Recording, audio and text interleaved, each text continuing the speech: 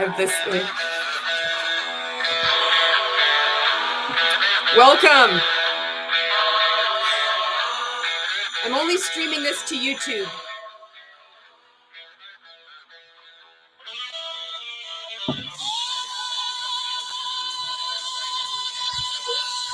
Okay, so what this video is going to be about, welcome back, is about Bob Heilig. You might not know who this guy is. Maybe you have heard of him. He's another one of these network marketing coaches. And this guy was trained by Ray Higdon. I was also trained by Ray. So this guy, I want to just say this up front. I always want to hold out the hope that these people might not know what the fuck they're part of. So Bob, I know you're going to be watching this. I know someone has probably already sent you a screenshot of the stories where I'm showing the content that you've written. And I know what your reaction is going to be because your behavior is predictable as fuck. Hater, women shaming. We've heard it all before. But I'm still going to hold out hope that perhaps you really don't know what you're part of. I think network marketing coaches do. That's why you've become a coach, to prey upon the 99% of people that lose just in order for you to get more money. And then you make people feel terrible about themselves. So if you have never thought to question the business model, I encourage you to do so. If you start to wake up, there's help on the outside. But what you're doing is you're scamming people out of thousands of dollars. And I can't stand when these multi-level marketing coaches use shame, fear, and intimidation to try to squash criticism. And fucking Bob does this, and it's hilarious. So I do have, I'm going to react to some of his Instagram posts and reels where you see he utterly destroys anti-MLM by showing you how unbothered he is with criticism. Much like his mentor, Ray. He eats a fucking twizzler. Like, he times it. And I always wonder, like, how many takes it took, you know? I got to make sure I sit on the right thing because when the screen pops up, it's on this side. Kelgore, hello. It says, can't wait. This guy has the second most punchable face in network marketing. Janet, hello. Deanna, hello. And Sina the sassy Yao. I don't know how to say it. Dragon. Sina, hello. Okay, so I'm going to pull this up. This is the first video clip, and this was done a while ago. And where is it here? There we go. So this is off his Instagram. And, you know, if you ever go and you see posts like this, you're going to see, I would have been one of these people commenting like, you're right. All these people that are haters, you know, they're not adding any value to the world. They're just negative, egocentric, narcissistic assholes. Like, they don't understand the network marketing industry. I was one of these fucking people. But fucking Bob, Bob is so brutal. Janet says, are you live? Oh, it's live, Janet. I really like doing lives. So I thought, you know what? I just got to do this. Janet says, be right back. Got a post in Discord. Oh, thank you, Janet. You're the best. So awesome. And then in a non-culty way. So I'm going to play this clip for you. We're going to watch it together, and I'm going to pause it. And this is really disturbing because this is going to show how these multi-level marketing coaches deal with criticism and do not want you to do your own independent research. And that's what I was coached to do with Ray. We were all coached to do that. Do not ever mention your company name or products because people will then go do their own independent research on the internet. And one of two things is going to happen. The first one is they will find a negative review on the internet because there is always these hateful people out there leaving false reviews for no other reason because millions of people are just so filled with hate. They have nothing else better to do than leave false reviews on the internet about your network marketing company. We believe this. We believe this shit when we're in. Or the second thing is they're going to be curious. And instead of purchasing from you, they're going to go onto eBay or Amazon and purchase. And you just lost a sale. So you're a big dummy. Hi, Avery Joe. So this is like somebody has posted a question and he fucking responds to them. And this is wild because he's a fucking dick. He is such a fucking dick responding to this person.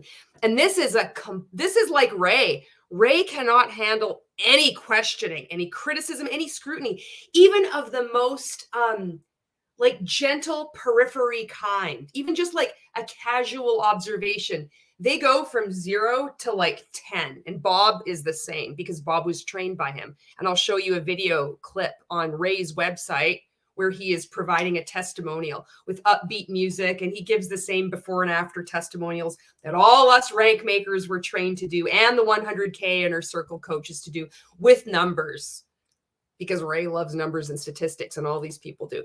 So this is what it says. It says, there is nothing wrong with people educating themselves and having the full picture. We do the same when researching. That's all this person said. So I'm going to just read that again for you. There is nothing wrong with people educating themselves and having the full picture. We do the same when researching. How is this comment going to precipitate this response from fucking Bob? Hi, Kat. Hi, Jen. Hi, the Shakedown. You're on this clip. I found this fucking clip. Are you ready? I got to get my music. Fuck. I had this lined up here. Shit. I tapped the wrong thing. You know what music I want to play? You know what music I want to play. Where is it? This is the one. Here we go. Let's go. Let's see Bob lay it on the line. I fucking didn't turn the volume up. All right. To call an industry that's been around for 75 years and did $180 billion in sales last year a scam. So calling an industry that has been around however many years and has generated so much income has nothing to do with the legitimacy of said industry. The criticism has nothing to do with the duration that the industry has been in existence, Bob, or for any followers where you're starting to have these cracks start to show in your mind. Systems can exist for decades and then be dismantled because they are unproductive and hurtful and abusive and exploitative. The issues have nothing to do with the amount of billions of dollars they generate for these companies. And the issue has nothing to do with the duration of its existence. The issues have to do with the failure rate that 99% of people have to lose in order for the business model to work. And distracting people with encouraging them to purchase courses such as yours to distract them from what the business model is, which is flawed, and you're scamming people, this is problematic. So an anti-anything message is one bred from fear and hate. And he's capitalized those two words. Where have we seen that before? That extreme behavior, Ray. This is where he learned it from. It's hate. He says, it's beyond me to understand how people think they're providing a service to the world that way. Anti-bullying, anti-human trafficking, anti-thing is based out of fear and hate. There's only one way to behave in multi-level marketing, and especially with these multi-level marketing coaches. They exemplify the cult behavior. It is black and white, us versus them. It is fear and hate. Isn't there enough negativity out there already today? That's what he writes. Here's a novel idea. Now, this is him trying to be really sassy. How about doing something that lifts people up, encourages them, and makes them feel better? Just my 2 cents, which is going to be about purchasing his coaching. Let's see what else he has to say. Should tell any rational person that what you do. If you disagree with Bob Heilig or Ray Higdon, it means you are irrational. It means you are crazy. You are filled with fear and hate. You probably vibrate at a lower frequency. The biggest insult you could get is that you're uncoachable. I'm breaking this down step by step because he's not preaching to people outside of multi-level marketing. He's reinforcing this weird culty identity that multi-level marketers are already like sucked into. We're like, yes, this makes so much sense. So it is about building that barricade of us versus them. These people are different. These people are haters. These people are filled with hate. Keep in mind, these people are a lot of these people are friends and family members. their coworkers, their bosses, their firefighters, their paramedics, their doctors, their nurses. These people aren't like have this skin on where they're all filled with hate and anger. These people are part of the same world that you are part of. But when you're in this kind of, especially with multi-level marketing coaching, you're doubly indoctrinated and you believe this. It's such a threat to his paycheck that he has to ramp up using terms like fear and hate in all caps. Is not educational. You're building a platform based on hate. Building a platform based on hate because you're disagreeing with Bob. Bob is threatened. But Bob is going to show you how unbothered he is by criticism. Avery Joe says we all vibrate at a lower frequency. Kat says, yes, I hate when they use income generated as proof of it being the best thing ever. Bob says, I'm benefiting from it. And less than 1% of people benefit from it. Therefore, it's a legitimate business model. There is no need to look at the statistics put out by the Direct Selling Association or to take a closer look at the DSA's self-regulatory body, the DSSRA, which has been heavily criticized by Tina.org. You don't need to do any kind of like criticism on the organizations that are supposed to be taking a closer look and regulating your own industry. Instead, look at statistics put out by the real estate industry or talk about franchises. Even better, talk about mindset and call anybody that brings up anything, even as like vague and friendly and a casual question, like there's nothing wrong with people educating themselves and getting the full picture, by being so provoked and heated that you have to make a reel on Instagram talking about fear and hate. You're a fucking joke, Bob. Your time is up. All this shit is coming out now. And as more and more of us leave the multi-level marketing industry, especially as fucking rank makers that have been trained by your mentor, oh, fuck, we've seen all this shit and we're not afraid, because when you're in multi-level marketing, we're afraid to be called these things like fear and hate on uncoachable. But when you leave, you're like, this is just what they do. I've been called all this shit and way worse by you fuckers. And I don't fucking care. That tears down other women for trying to. That tears down other women. Bob is going to be a champion for other women. This is the ironic part of this, is that Bob is speaking to a fucking woman, I believe, saying that she's shaming women, tearing down women. This is fucking awesome. This is Bob in action. This is classic fucking Bob. He's going to shame other women by saying they're shaming women.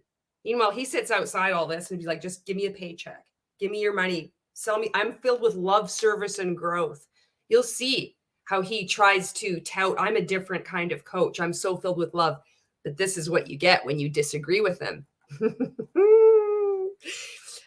Shakedown says he's just another MLM coach who lives off protein shakes and the tears of MLM women trying to earn his approval. Jesus Christ, that's so close to home. That's exactly what happened. That's what it felt like with Ray. Kat says, what company is he part of? Is he only an MLM coach or also in an MLM? I believe he is only an MLM coach. Same as Ray. He's outside of it. So he's not like Jessie Lee Ward, where she was like in Prove It and then also a coach. He's like outside of it entirely. I tried to find him on TikTok and I don't know if he's on there or if maybe he's blocked me. And Tanya says, I'm going to be doing my makeup and listening. Cool. All right. To make a difference in the world. So listen, do what you do, but just don't kid yourself into thinking that you're the 60 minutes of our profession. At best, he thinks this is a mic drop moment. He practiced this in the mirror. Shakedown, I've got another video clip of yours. It's not this one. I thought it was this one, but it is coming because he did a reaction to you. So he's like, don't think that this is the 60 minutes of your profession. At best, like this is so fucking awesome. He thinks he's gonna like fucking Bob. Watch. At best, fuck, just wait. Bob is laying it on the line. You're Jerry Springer, maybe Wendy Williams are the real. Wow. You know what? Fuck. After that, I totally want to sign back up with Mon 8. I'm going to like try to enroll in rank makers again. At best, you're like Jerry Springer. Like, holy shit. So that's fucking Bob. That's the first one. Okay. I have a number here I want to show you. Okay. The next one is stop screen, present. I'm getting better at doing this. I tell that to myself. This is the story I tell myself. This is what Ray would say. What are the stories that you tell yourself? Okay, this is the one. I think this is the one with you, Shakedown. Okay, this one is fucking hilarious. I remember when this came out because I was still like relatively new to speaking out about my experiences, but I did make a piece of content about this on TikTok. But I had embedded it. Like I didn't. I'm going to see if I can find it. Okay. So this says, what do I think about the anti-MLM people? The better question is, do I think about anti-MLM people? So I love to point out the contradictions here because he's invested time into making this post. So he's like, I'm not thinking about them at all. How long do you think it took him to write this and then also shoot this? And I know he took more than one take on this, and he does think about it. They all fucking think about it. They get screenshots sent to them and the seed is planted and they can't fucking handle it. And then he's going to have to make content because if he was smart, he wouldn't. But they can't fucking resist because their paycheck relies on people continuing to believe the lie. And people will ask questions now and then. And some of them will just be like totally innocent. They'll be like, "But I saw this person do this YouTube video on you that said that you destroyed anti-MLM." And he is going to be like, he needs to address it. Because they can't fucking handle it. His hashtag, he uses anti-MLM movement. Fucking Bob. That's a good one. Good for you. He also uses business structure, hashtag no doubt. I don't know why you would use that. Hashtag beach body coach, Arbonne, Team Beachbody, doTERRA, Plexus, Rodan and Fields. He's got fucking Monate in there. He's got them all. Young Living, social media marketing, social media expert, social media tip. He's hashtag Shailene Johnson. He didn't fucking hashtag Ray. I wonder why he hashtagged Shailene Johnson. That's fucking weird. So do I think the better question, what do I think about anti-MLM people? The better question is, do I think about anti-MLM people? All right. I'm going to read your questions. All right. Shakedown's like, oh yeah, I thought this might be the one he tried to tear me down. Jen says, these MLM coaches are so condescending. I can't believe I spoke like this. You can see it in the training video I did with you. We're free though. We're free. It was rough, that video, Jen. Oh. Kelgore says, Bob, at best, you're Geraldo. You know, you think you're the 60 minutes of this profession, but at best, and it's like he's like timed it, like at best, you're Geraldo. You're Jerry Springer. Even better? Whatever. Run the World says, Bob, I know you're dreaming about me every night. It's going to be like a little fucking earworm. It's going to get in there and it will drive him fucking insane. Jen says their whole business is based in hypocrisy. They pretend to advocate for MLM being this amazing business model that they've left and exploit. And they're exploiting people in this. So I know a lot of people aren't even going to see this content until you're on your way out. And I just want you to know, as someone who did take additional multi-level marketing coaching, you're not alone. And it's really fun to poke holes and to show exactly what they're up to, especially with Bob's like fucking fake balls, like fucking like, oh fuck, like fuck, at best, oh fuck. And wait till you see him eat this fucking Twizzler. It is so stupid. This is it. So this is it. This is an anti-MLM creator. There we go. So he's responding to this post and he says, what do you think about the anti-MLM people? Now, keep in mind, this takes time to write the text in and then to time it to the music. And if you like hit the wrong button or you go back or a phone call comes in, you have to start over. So he's had to not only take a screenshot of this creator, He's then had to like time it as on his phone. And he's like, oh, fuck, I got it. He's like, I'm so jacked up. I had my protein shake. Fucking Ray told me, it's like telling it like it is, keeps it like it is. I'm fucking doing this. So then he's like, he's done the video and he's like, he's pointing, but there's nothing showing up. So he's got to be like, he points and he looks, he's like, oh shit, my finger's out of the screen. I got to move my chair over a little bit. Right? So it's like the third take. He has his fucking finger going like this, the right way. And he's like, this is it. And then he has to time it. So he's got the fucking screenshot showing up at the right time and also timed with the text. That's 2 steps. So I just want to emphasize how little Bob is thinking about anti-MLM people. This has probably taken no time.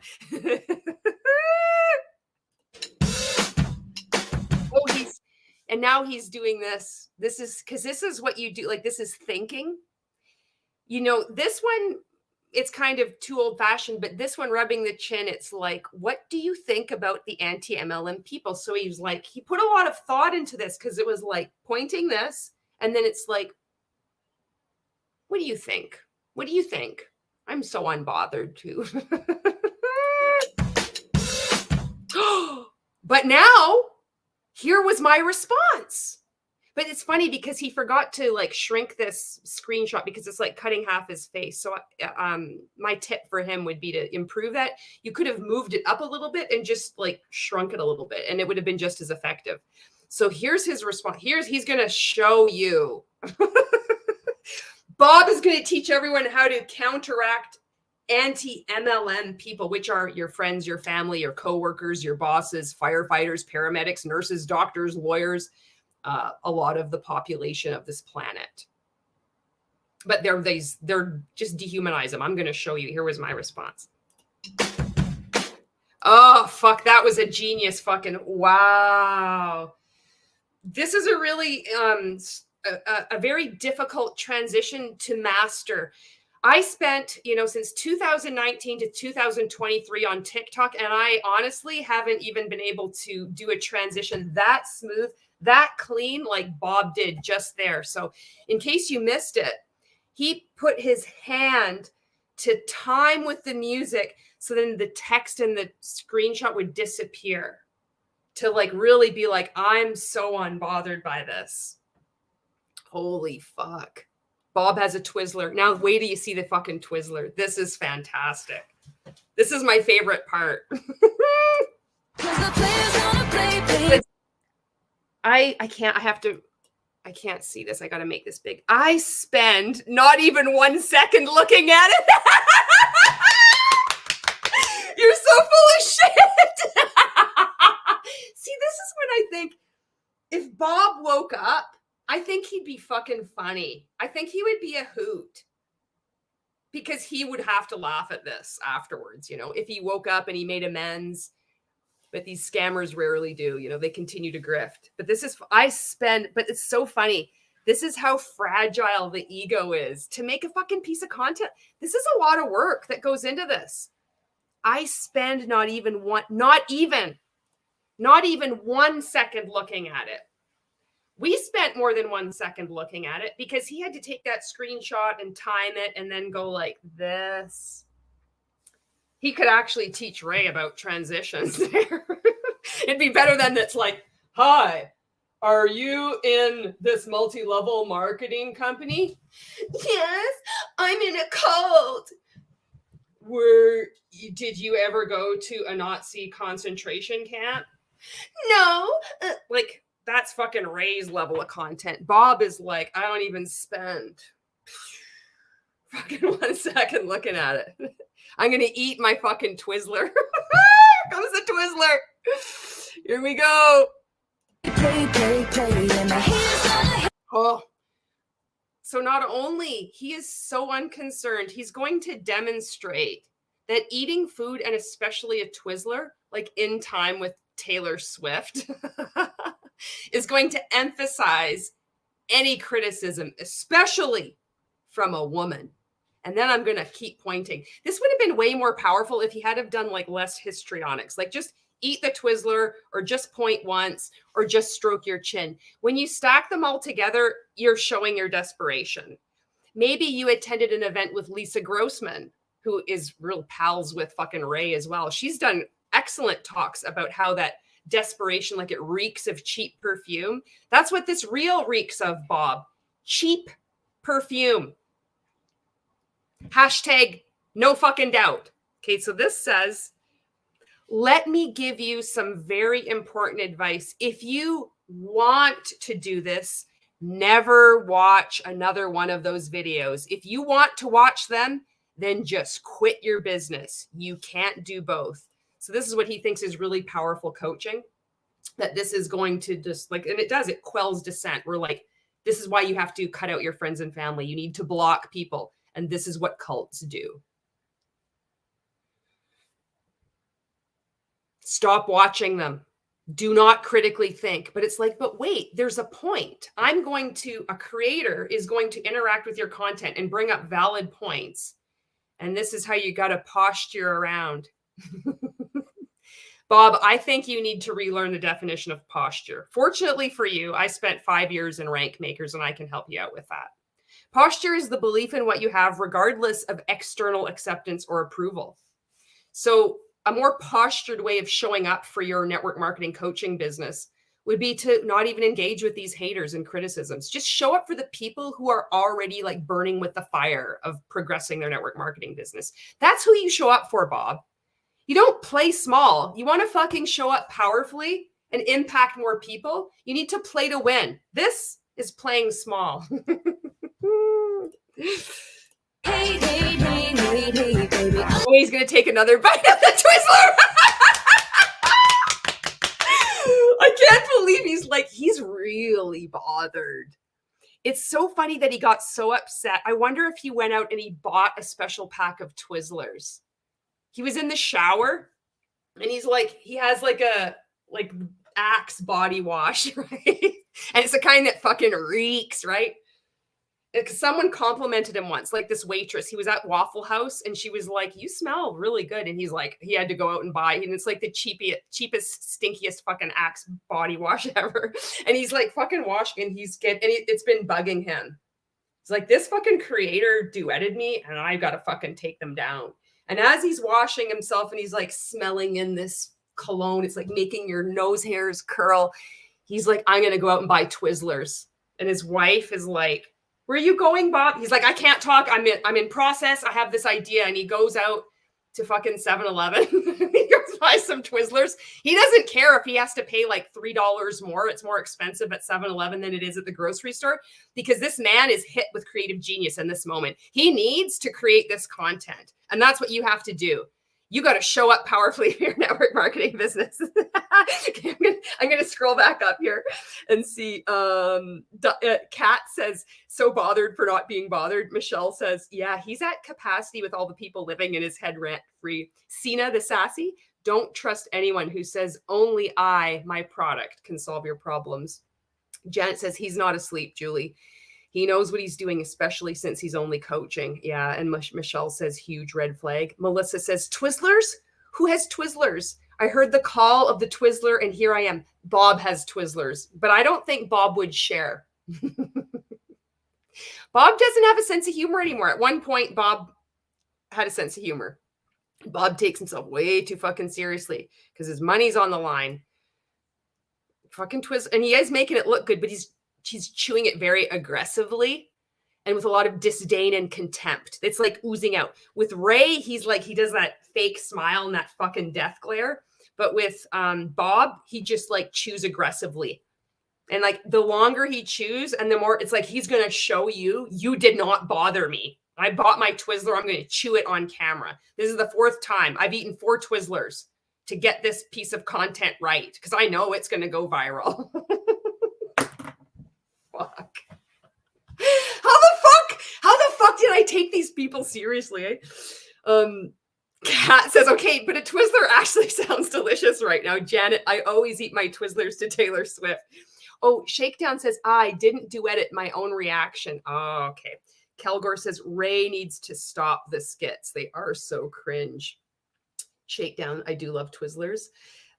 Sina says, stress eating. Maybe it is. It's stress eating. Disguised as not caring. This is when someone says they don't give a fuck, but you can tell they really give a fuck. Melissa says, ooh, I'm so intimidated by his twizzler munching unbotheredness. I know. And he's like staring into the camera. He's like maintaining eye contact with you as he's eating his twizzlers. This is what he does too. If he goes out for breakfast, he's back at the Waffle House. He really likes fucking waffles and he likes his eggs over easy. But it's like one egg is kind of, it's not perfectly runny. It's like a little bit cooked too hard. And he's mad. And he fucking like, he has Twizzlers in his man bag, right? He takes them, it's from LL Bean. It's from fucking like 1995. It's a really good fucking bag. He takes it out and he starts fucking eating. And he's looking at the waitress. He's like maintaining eye contact. I want these eggs over easy. I want you to return these back to the staff. Shakedown says, no way, it's his guilt stash. He keeps in his night drawer and feels ashamed of. Yes, and Bob, there's nothing to be ashamed of. Like, enough with the food shaming. Twizzlers are fine. You don't have to be upset about it. You don't need to use them as like to target a group of people. Like, you don't need to be anti-Twizzlers. Anti-anything is basing things out of fear and hate. Twizzlers are okay to eat, Bob. We would all eat Twizzlers with you right now. We could all sit in a fucking circle and do kumbaya. That's what Ray would say. He's like, you do fucking kumbaya. Oh, Jesus. No, we wouldn't actually. I would, if you had a package of Twizzlers and you offered me one, I would say thank you. I would take one. But I wouldn't stare intently at you when I would eat it. That's just weird. Kelgar says you can't do both. Wow, Bob. I'm able to watch your videos and not want to join an MLM. Kelgar, guess it doesn't work the other way around. Can't watch anti-MLM and still want Bob's coaching. Good point. Can't, it's the two cannot exist. Melissa says, I think he DoorDashed the Twizzlers. Kat says, I tried to do both MLM and watch anti-MLM. Anti-MLM YouTube is why I left MLM. So I suppose he's kind of correct. Yeah, it's the gateway. Bob, you planted the seed. You start talking about anti-MLM and it like, that's a curiosity post. Again, you need to go back to the basics and learn from your mentor. I mean, you paid probably $25,000 for that mastermind with Ray. Come on. You water this, you water the seed, what you want to grow. You want to address anti-MLM and this is what happens. You're driving people to find out more information and probably purchase some Twizzlers. You know, a good idea. I mean, I don't know if you're open to this. Not everybody is open to this. Some people might be open to this. You might be open to this. I'm just saying, if you're open to this, you might want to consider putting an affiliate link in to sell Twizzlers. Okay, Ginny Jin. I'm only 33 minutes in. And Ginny Jin says, these little sidebar improv you do are my favorite thing in the world. Thank you. Jen Ryla says, I love how he thinks he's so creative choosing haters gonna hate in the background. That is not original. I know it's painful. I feel bad for him almost. I almost want to help him out. Well, I am helping him out if he takes it, if he's coachable. You know, you need to always be leveling up. You need to get around people who are better than you, who know more than you, new levels, have new devils. I know this is an older piece of content, but it really hasn't progressed that much. In fact, I would say this is like one of your star pieces because you've put a lot of work into it. You've put a lot more than 1 second into it. Sina the Sassy says, I totally don't care. Aggressively eating Twizzlers. Can you fucking imagine? So did you watch Marco's live where Bill Keep is like unread? Can't you just like unread and then eating a Twizzler?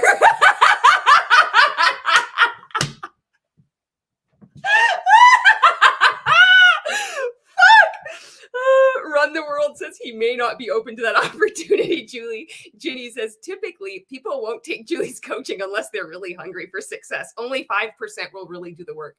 Yeah, typically, Bob, when people do exactly what you just do, they actually go backwards. Okay, we're not even through this reel yet. Okay, I got to pull it back. Just gotta shake, shake, shake, shake, shake, shake. Oh, so he's still, then they asked, does it bother you? Do you think it bothers him? I think he's totally unbothered by this, as is evidenced by him eating a Twizzler on social media. Hun, we gotta go. We gotta go. My mom called. We're going over there for pancakes. Just wait. I'm in process. I need to just do this. I have to show how unbothered I am by this one piece of content. Oh, fuck. Oh, it doesn't. This is the. Okay, now. That was not bad. That was not bad. He held his hand up and then he goes like this and then it appeared. That was pretty good editing. I've got to say his transitions are pretty impressive. Not too bad, Bob. It takes, I can tell that you've put time into this. I can tell that you're the one doing this too. So Bob says, so he actually has made another post. So he has had, there was screenshots. So first there was a screenshot of the content. Then there were a couple of screenshots of him sending messages and responding to messages. Now this is an additional screenshot of a post he's made that has 7 reactions to it.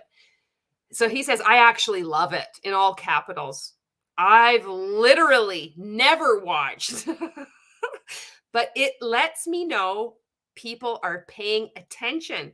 So that means we're reaching and impacting our audience. That's exactly what Ray says too. It's so stupid. They all say the same thing. And it's like, I believed it too. It's like, if you don't have haters, then you're not growing. If you don't have haters, that means you're not making a big enough impact. It's such a twisted way to look at things. But this is the exact same narrative. They all say that. And it's weird because it doesn't mean anything when you have to. This is like, he doth protest too much. I actually love it. You could, this guy has no fucking poker face. You could tell. I don't know how to play poker, but I do know how to play fucking crib. And I'd be able to tell, I'd be like, this fucking guy's going down. I'd beat you at crib, Bob. Because you have no poker face. You'd be chewing aggressively.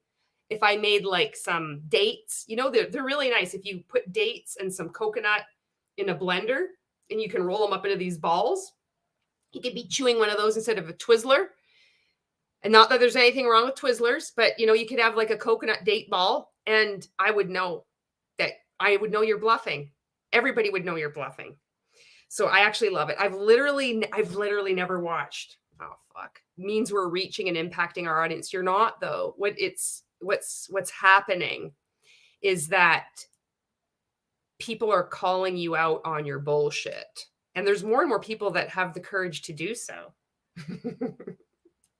Because they used to operate outside. These MLM coaches used to operate on their own. Like it was like everybody was too afraid to speak out. Because if you spoke out against the multi-level marketing industry or your company, you knew you got this influx. And then if you wouldn't even dare to speak out against a multi-level marketing coach. But those barriers have been busted. And you've got fuckers like me out here now, where we really don't give a fuck. We've got nothing to lose. We just don't give a fuck. I literally love it, Bob. Okay. Ginny Jin says they just need a little tweaking. Exactly. Run the World says pancakes. Did somebody say pancakes? Kelly, I'm just scrolling back up. Oh, yay. Didn't miss it. Better late than never. Perfect way to pass the time in the pickup line. Janet says unread was the perfect mic drop. Bill Keep is postured as fuck. Yeah. Dietitian Cat says, so he's basically saying all publicity is good publicity. Yes. I remember believing that too. I remember Ray would say that until he actually started to come under scrutiny, especially this past year, 2022, all over social media, all over YouTube, all these creators pointing out what he's doing. Oh, fuck, he'd never experienced that before. He's like fucking backpedaling. Ginny Jin says, yes, that hater's view is like what I used to think in high school. LMAO, so weird for adults to be so excited to have haters. Yeah, only in multi-level marketing is this normal. Like, this is a fucking grown man. I'm probably older than him. Bob, how old are you? We got to both be pushing 50. I'm going to be turning 48 next month. Are you fucking Gen X, Bob? You're eating a Twizzler. Okay, let's see. He's he's still chewing, but now he's going to show that he loves you. This is, again, showing how unbothered he is.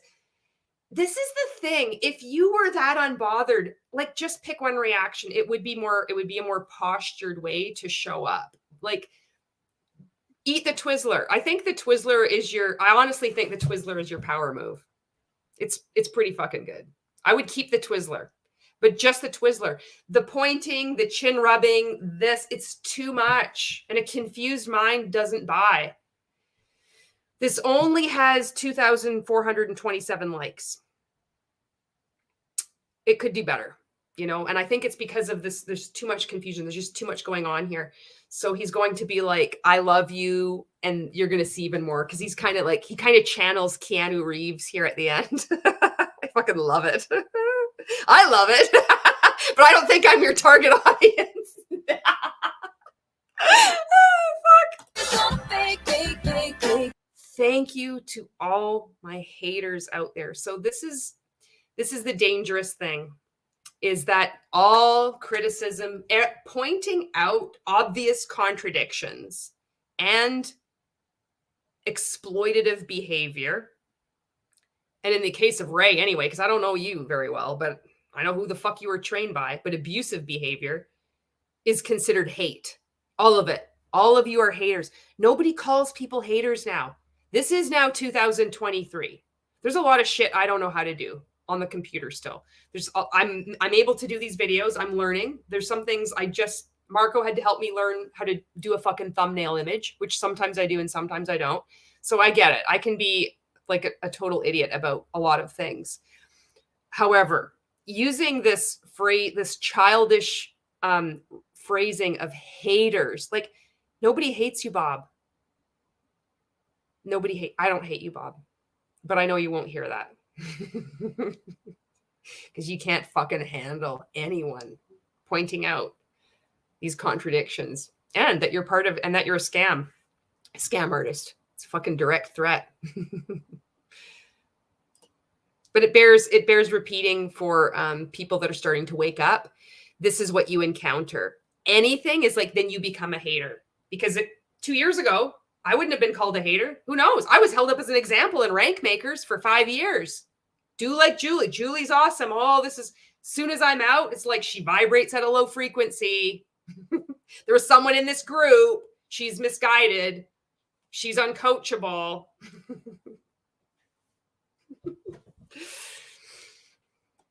Oh, look at this. Keep them coming, please. So, like, this is what's funny. He's trying so hard to show that he's so unbothered that he literally doesn't spend 1 second. But there's a contradiction even with this peacocking, is that to do this, it would have been way more powerful. Even if you wanted to keep, so Bob, just so you know, I've got a lot of fucking followers on TikTok. And maybe you don't give a shit about that. But some people have taken the advice I've given them and they've done very fucking well. And they've had videos go viral and they've increased their following significantly. So if you're coachable, you could take this advice and you could implement it on your own Instagram account. You might be looking at mine and being like, oh, who the fuck are you? You have nothing, but I have clients who have significantly larger followings than you do. Just saying. What you could do, what would be more powerful, especially for your account and being a network marketing coach, is to end it on this. When you then go like this, it shows that you are bothered. It's not Keanu Reeves being like this in the Matrix. It's not the double. It's like you're so unbothered. You wish them well and keep them coming. You've shown your hand. You have no poker face. You really, really care. And you can see it in your eyes. You look like you're going to rock in the corner and cry. And you're going to run out of Twizzlers. And you're going to have to go buy more Twizzlers. And you're going to be eating them alone. And just thinking, shit, I shouldn't have done this double thing. It's sad. Okay, so I did a nice long breakdown of that one. Okay, now I'll catch up on your comments here. Sweet Goth, hello. Okay, just wait. Okay, so Sweet Goth had said, I entered hearing balls and dates. Sweet Goth, you have like the best timing. Tanya says, love you, Julie. I love you. I love you right back. It like how Janet says in a non-culty way. Janet says, I love dates. They taste like caramel. Just wait, let's get Bob off the screen here. MF says, hi all, finally catching another live, sending non-culty hugs to all of you. Really needed this after a hard day at work, European evening here. And Sweet Goth says, only with Julie can you come into something in your talk of balls. I love it. Sina says, giga cringe. And Melissa says, if your go-to defense for anyone who disagrees with you is that they're just haters, then you don't have an actual defense. Get a grip, bro, and share your Twizzlers. It's like, this is Bob. I feel, Bob, you brought this on yourself. This is what fucking happened. You got to fucking own up. You want to fucking play with the big dogs? This is, let's go, Bob. So this is Bob. He's like, no, I'm not fucking Bob. So you see him like this sitting here and he's eating it, right? But below, he's one of those people, like, you know, when they're nervous and their foot is like going, like tapping so fast that the chair is like vibrating. You're sitting next to someone on the bus and they're like, fuck, you got to stop. I'm going to lose my shit if you don't stop vibrating right now. And he's just like, I literally don't give a shit. And you know what I mean? He's probably going like punching a punching bag at the gym afterwards. But he looks like one of those Tour de France riders where their quads are fucking big and their arms are little. So they end up just slapping it. And it's that little fucking thing. And then it like hits him like this on the cheek. And he's got a, like a red imprint. And he goes home. And someone says to him, what happened to your face? He's like, just don't talk to me about it. And he just goes to eat some Twizzlers and he's fucking looking at TikTok or fucking Instagram, seeing who's talking shit about me now. Oh, Nina. Hello, Nina. Nina says, today is my day off. I did a Target run and listened to Julie's interview on What She Said podcast. And now with Julie live on YouTube. Can this day get any better? Thank you so much for listening to that interview. And that was, she's a Gen Xer, and it doesn't matter what generation you are. I love all generations. But it was like we connected through that commonality on TikTok, and she has her own radio show as well. And I felt really good about that interview. And so thank you for taking the time to listen to it. And Melissa says, hello, my favorite Scott. Danny Lynn says, LOL, the fact that Bob said it doesn't bother him proves that it does bother him. Exactly. Or else he wouldn't make any content regarding this in the first place. That's totally it. Melissa says, I like dates stuffed with goat cheese and herbs wrapped in bacon and grilled. Oh my God. That sounds so good. I have a funny story to tell you about cheese. Jen says, when Julie gets up on the chair, you know she means business. So I had somebody talk to me about cheese yesterday. This is so fucking weird. I've never had this happen. And I don't know whether it's maybe I'm getting older. This is just how my body is reacting.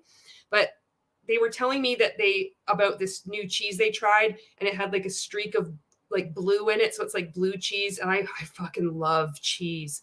And I'm not joking. I got goosebumps on my arms. And I'm like, I was fucking aroused, but not like sexually. Like I was aroused. Like I was fucking, like, I don't know. Like I really wanted to eat cheese, but I was like, look at this. Like this is doing something to my body. Like I wanted cheese. It was so weird. It's so fucking weird. Like I've never had that happen. Okay. So that's that. That's that with Bob. Okay, we're going to remove him and we're going to add the next thing I want to show you. Oh, I got to stop screen. We'll show you more of his Instagram here. His Instagram is fucking hilarious. The fuck is this? Oh yeah, that's okay. This is it. I'm going to share this. No, Bob, you don't get to be bigger than me. Cheese is good though. Cena says, cheese Care Bear, Julie. Yes, you saw my Instagram. Avery Joe says, okay, but cheese is so good, though. It really is. Okay, so there's two things I wanted to show you. The first one is this one. Oh, shit. How do I make this bigger? Okay, maybe I will. Maybe I will make it. You know what, Bob? I'll throw you a bone. Here we go. I'm going to go even like this. Okay. So I want to make the picture bigger though. How do I make the picture? I don't need the text. I just need the picture. How the hell do you do this? Maybe, fuck, Bob. Jesus Christ, Bob. What the fuck is going on here? Oh no, I fucking loved it. I'm taking it back. Okay, I don't know how to go to post maybe. Oh, here we go. That's better. All right. Okay. So this shows, it's a series of 7 slides. And he says, you're not in the shampoo business. So my company was Mon8, and I was told this. I'm like, by my upline and other uplines, you're not in the shampoo business. You're selling hope in a bottle. It's about recruiting.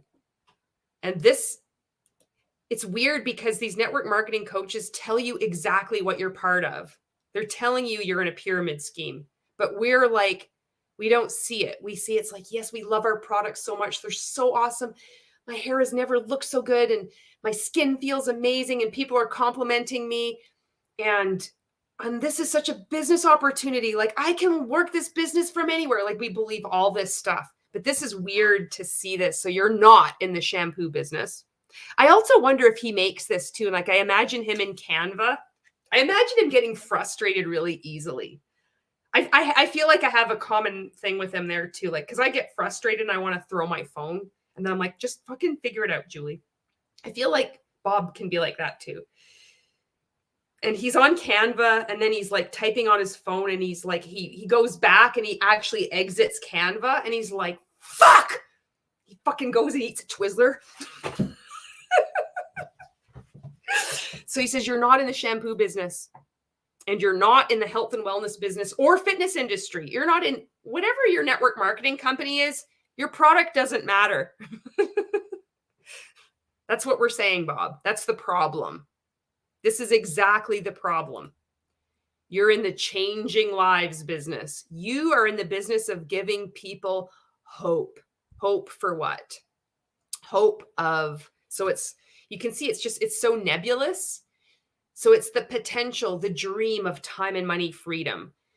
Hope for a better future. Hope that this is going to give you an extra $100 a month when you're going to be spending more than $100 a month. Because 99% of people, there's a loss rate of 99% of people, of 99%. It doesn't matter what company you're in. It's across the multi-level marketing industry.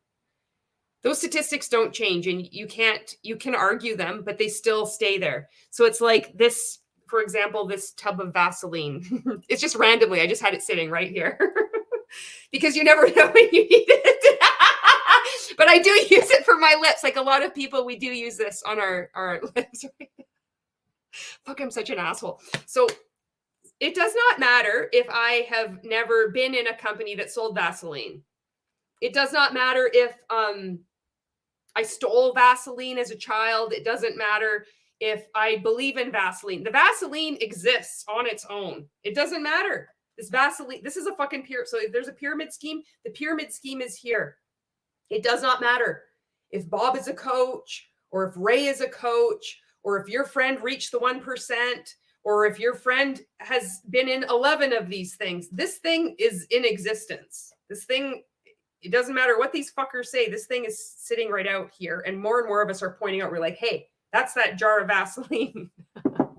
I know the worst analogies ever. So when he's saying you are in the changing lives business, that is just masking the pyramid scheme. You are in the business of giving people hope. So that's a lie. And that's deceptive, Bob. And you know that. So this is just continuing the grift. You're not giving people hope because you can't. It's deceiving people, thinking that there is the possibility that if they just stick with it long enough, if they just get clarity around their messaging, and especially purchase your coaching, that they too could possibly change their lives and achieve time and money freedom. So this is what cults do. This is the same behavior that you'd see like with the fucking Moonies. They're going to fucking recruit you. You're in the changing lives business. If you're working at like fucking Payless shoes or at, I used to love to go to Payless because we didn't at the time, we didn't have them in Canada. We used to go down to the US and go to Payless. I fucking love Payless. I used to fantasize about working there. So that's why I use that example. But say fucking like Payless or at the grocery store or whatever, you're in the changing lives business. You're in the business of giving people hope. No, like you're selling a product. But you've just said the whole point is that you're not about selling products. You're in the business of recruiting people. That's what this is pointing to. This is what this is about. And this is how they deceptively hide the word recruitment. This is exactly what he's teaching you, because this is the same thing that they all teach you, these multi-level marketing coaches. But most of us don't have any clarity around that. You know what's funny? My fucking Instagram, I did a post the other day where I did this white background too with just fucking black writing. We might be vibrating at the same frequency right now. Okay, if you want to use this approach called love, serve, grow, I think he forgot a comma there. Love, serve, grow, and take on more of a transformational approach to sales conversations. So it doesn't make any sense, but it makes sense when we're in multi-level marketing. I never saw this guy. He was kind of, because I was just like, fucking Ray was like the best. I thought fucking Ray was the shit. And I thought everybody else was like, oh, there's other coaches out there. The only way I would have listened to Bob was because Ray endorsed him. But so that's how I thought then. I wasn't even aware of other coaches. So but this fucker came on my radar last year when he was shaming women. I'm like, oh no, this isn't on. If you want to use this approach called love, serve, grow. So he's just using these words, love. So you're going to love on strangers, especially women on the internet. That's great to create some really fucking weird parasocial relationships and have stalker situations. Cause I've got fucking stories about that. How I had phone calls in the middle of the night when I first started on TikTok. And I felt like, oh, I have to answer every message, and people sending me fucking gifts. That's why I shut down any like PO box, because it's like, you do not want to be telling people that you love them or even say, I love you and I appreciate you, because some people take that literally and it's fucking dangerous. And it doesn't matter, your gender, how you identify.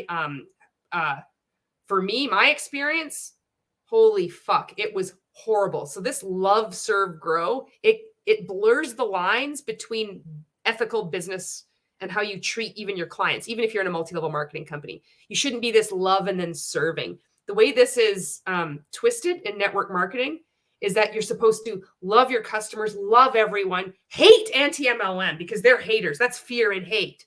But love everything else. Reject anything, love all the rest. And serve your team, servant leader, serve me, always humbling yourself. Serving doesn't really mean like helping other people. It means keeping you in a state of always being like subservient. And then growing is just always continuing to purchase more coaching. And he says this in his testimonial video to Ray too, which I'm like, oh yeah, he's either just as much like sucked in and now he's believed it. And now he just has continued the grift, or he's brainwashed, and I hope that he wakes up one day too, which I know is ridiculous.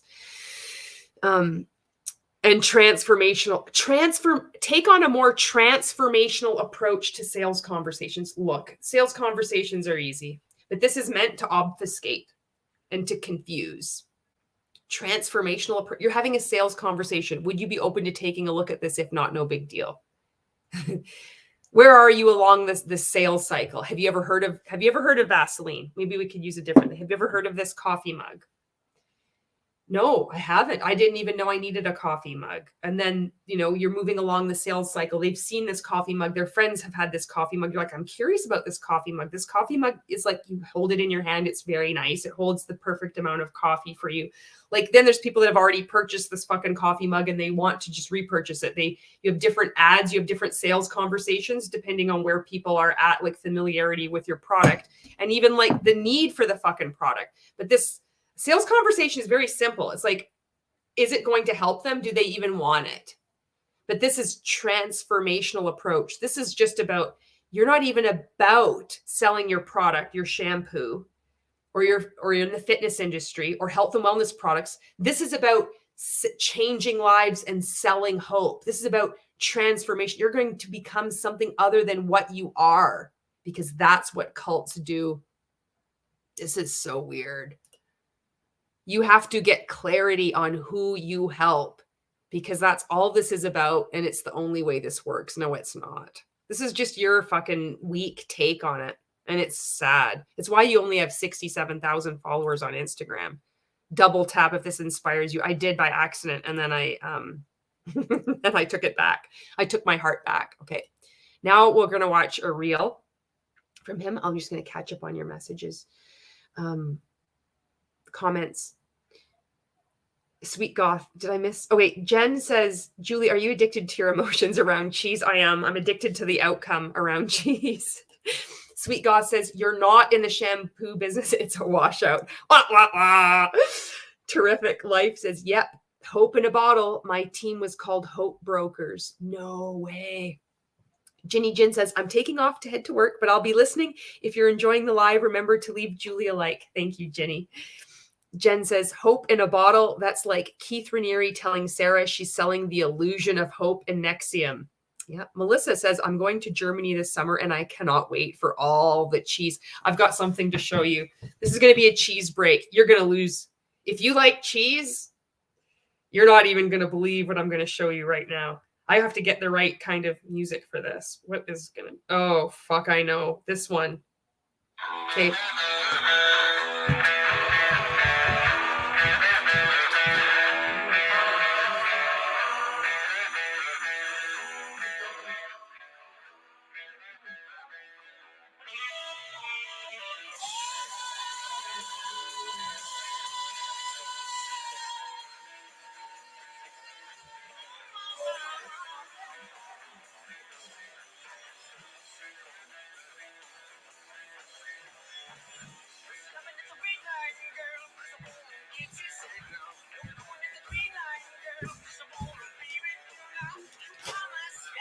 Look at this.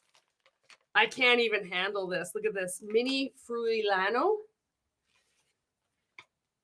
Extra old cheddar. This is a thick pack. And then I couldn't even open the cheese drawer. It was, look at this. Freaking squeakers. Oh my God. I'm getting goosebumps. I'm giving myself goosebumps. Oh, Bergeron Classique. Oh, look at that. Look at that. This is my cheese drawer. This just happened. I'm going to just throw this in the refrigerator and I'll be right back. Oh my God. I'm going to go eat cheese after cheese and coffee. Hang on.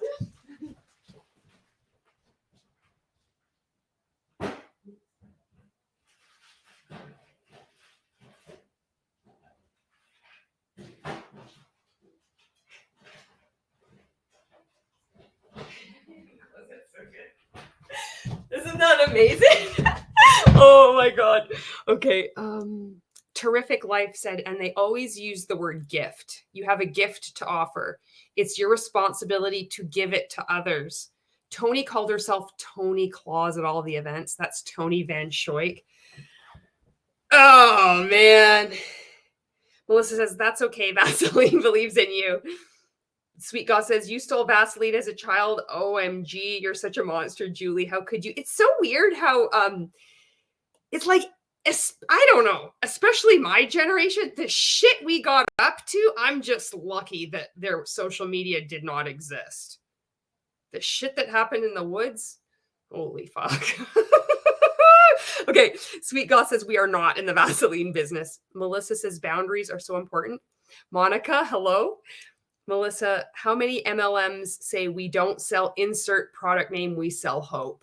And that should be a red flag. If you're watching this and maybe you're just like enjoying anti-MLM content and I don't know, maybe you just somehow came across this video. This is a red flag when there's any kind of deceptive. You should be able to get all the information up front in any kind of relationship. If there's purposeful, there's strategic deception, it's a red flag. It's not okay. It's like, it's okay if it's a magic show. You've paid for it. You've paid to be deceived. But when you're unknowingly paying to be deceived, that's a problem. Jen says, isn't it weird? I had to burp. I got up and down so fast. I drank some coffee. I had a little burp. I'll just go like this. You won't notice. Jen Ryla says, isn't it weird that Eric Worre became this old school MLM coach, appealing to more of the people who wanted to keep things traditional in MLM? And then Jen says, Ray appeals to the bro bosses and the fucking hashtag do it anyway jacked up people. Oh God, I know. I don't know. I look at his stuff and I'm like, how did I get sucked in? You know, where did the 5 years go? The 5 years went by so quickly. All these years under the bridge with that song, like time standing still. Fuck, I can't remember the name of that.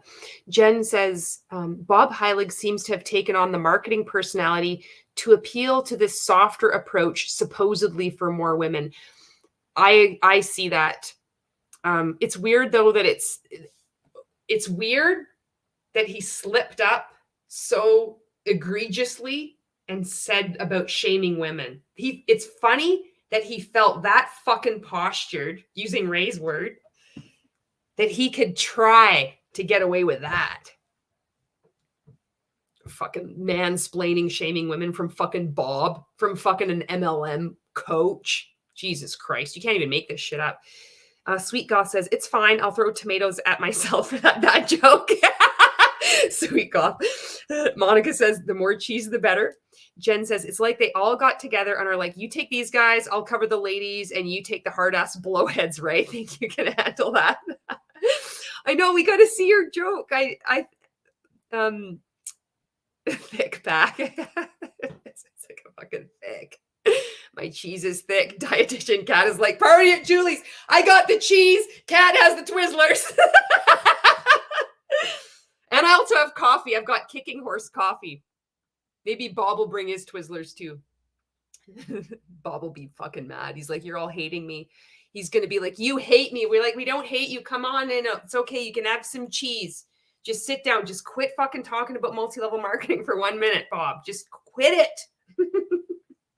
You hate me. You hate me. Monica says, cheese perfect for the potato.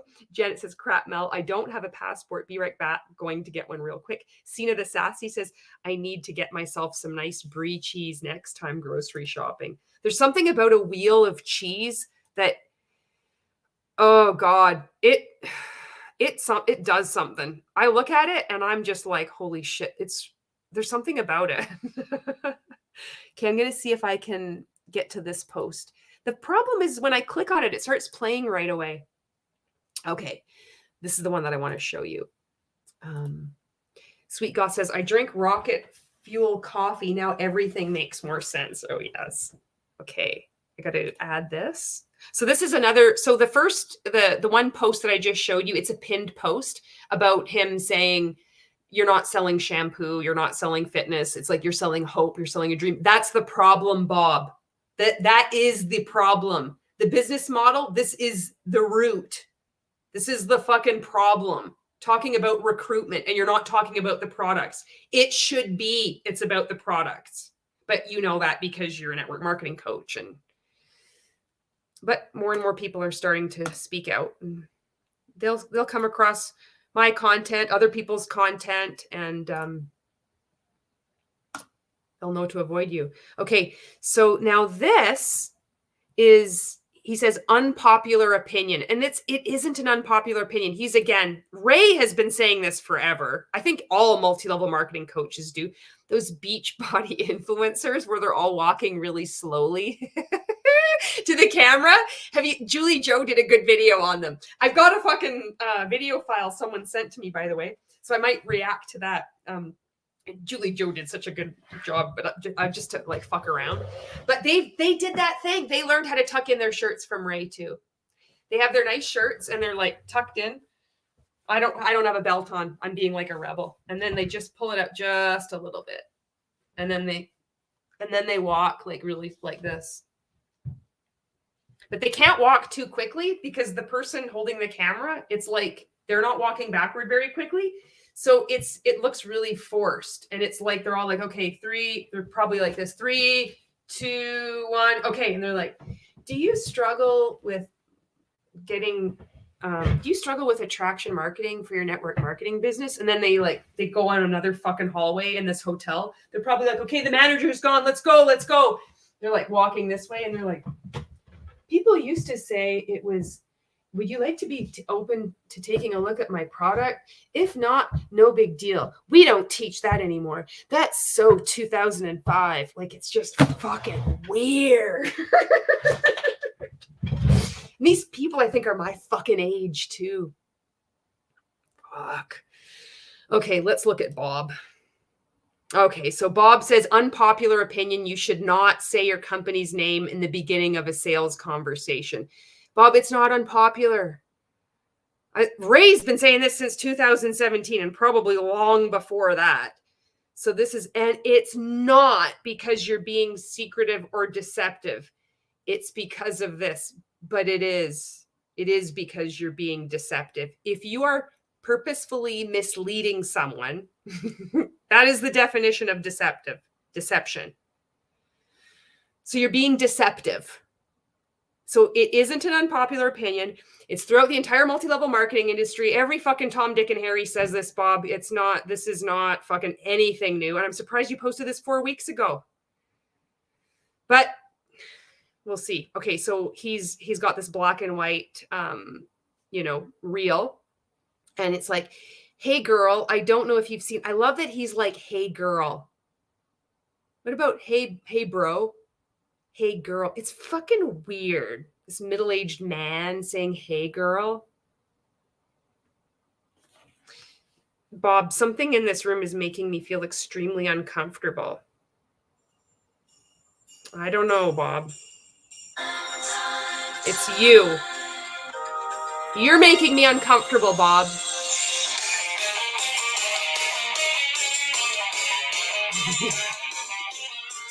Okay, let's see.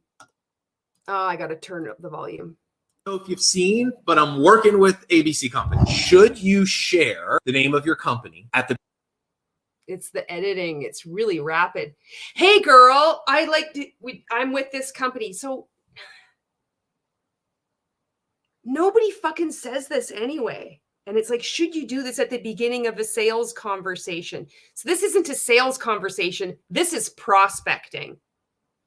Prospecting is sending out a cold message to someone, but he's going to call it sales conversation. No, you're spamming people. You are intruding in their privacy. You are sending them an unwanted message. And he'll probably have a different way of describing this as well. But that's what's fucking going on here.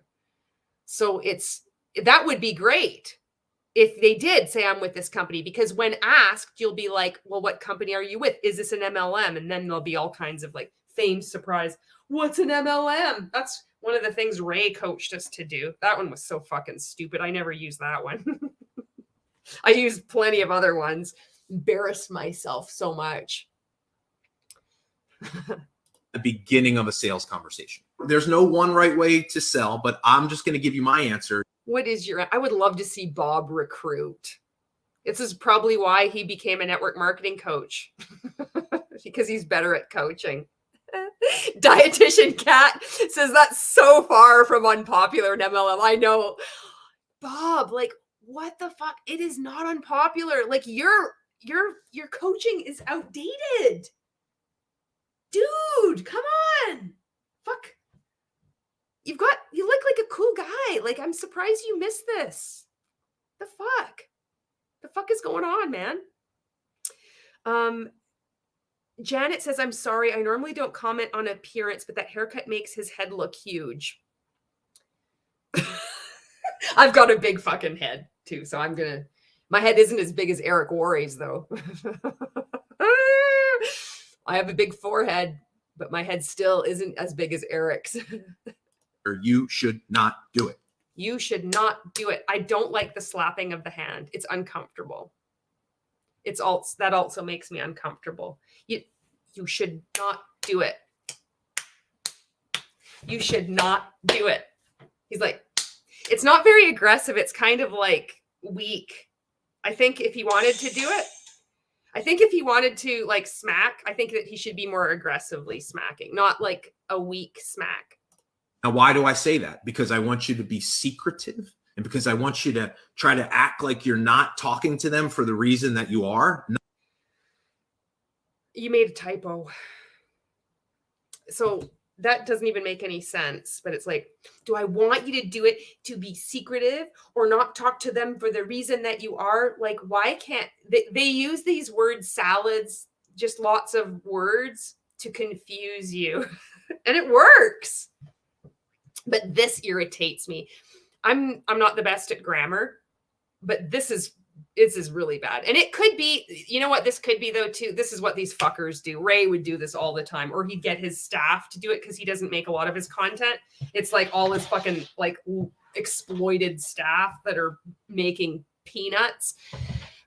They'll purposely spell something in order for a really cheap and intellectually lazy way, for a fucking term Ray uses, to get engagement, because they're so desperate for people to leave a comment or a like or a reaction and to get some kind of engagement. So then they can show their analytics that, look at how much engagement I got as this coach. You should purchase my coaching program and you can utilize this same strategy that I implemented in 14 and a half weeks. And I recruited 695 more customers and generated $150,000 worth of sales. Thank goodness for Ray. And that's what they do. They have like reason T. So then someone is like, you misspelled reason. And they're like, oh, whoops. And they did it on purpose. I bet you that's what he fucking did. Because they're all the fucking... But you know what else they say about reason? They say fucking Jesus is the reason for the season. Okay. Nina says he kind of looks like Ray's little brother. No, he's Ray 2.0. Monica says, MLM are so strange. MLM are so strange. They sell people they're supposed to be selling a product. If you are so proud of your company, why not say it at the beginning? Why be deceptive? And it's true. But so you'll see, this is like a typical network marketing coach, and especially one that's like followed under Ray, how they'll like confuse you from being like, it's not secretive. So they're making you feel like you're the stupid one. You're the idiot for even thinking that he's telling you it's about being secretive. He doesn't even want to say the word deceptive. Puffing it out with all these other words. But that's exactly it. You strip all this down, be like, what the fuck are you saying, Bob? And it's like, be deceptive, don't say your company name. Also, I'm going to unpopular opinion, like nobody has said this. I think he's going to be pressed to find somebody that is like, might just accept it, but trying to like get new people to you. This is played out. I think even people that are new to network marketing, they know not to say the company name, you know? Anyway, Sina says, it's like a patronizing slap on the wrist. Exactly. It is. Nina says, reason T. Janet says, I have a huge head, like the size of a pumpkin or a lantern. Found out it's because I'm 70% Neanderthal. Is it Neanderthal or Neanderthal? I had an English teacher that said it was Neanderthal. And I was always like, that's weird. Not at all. Not at all. Neanderthal.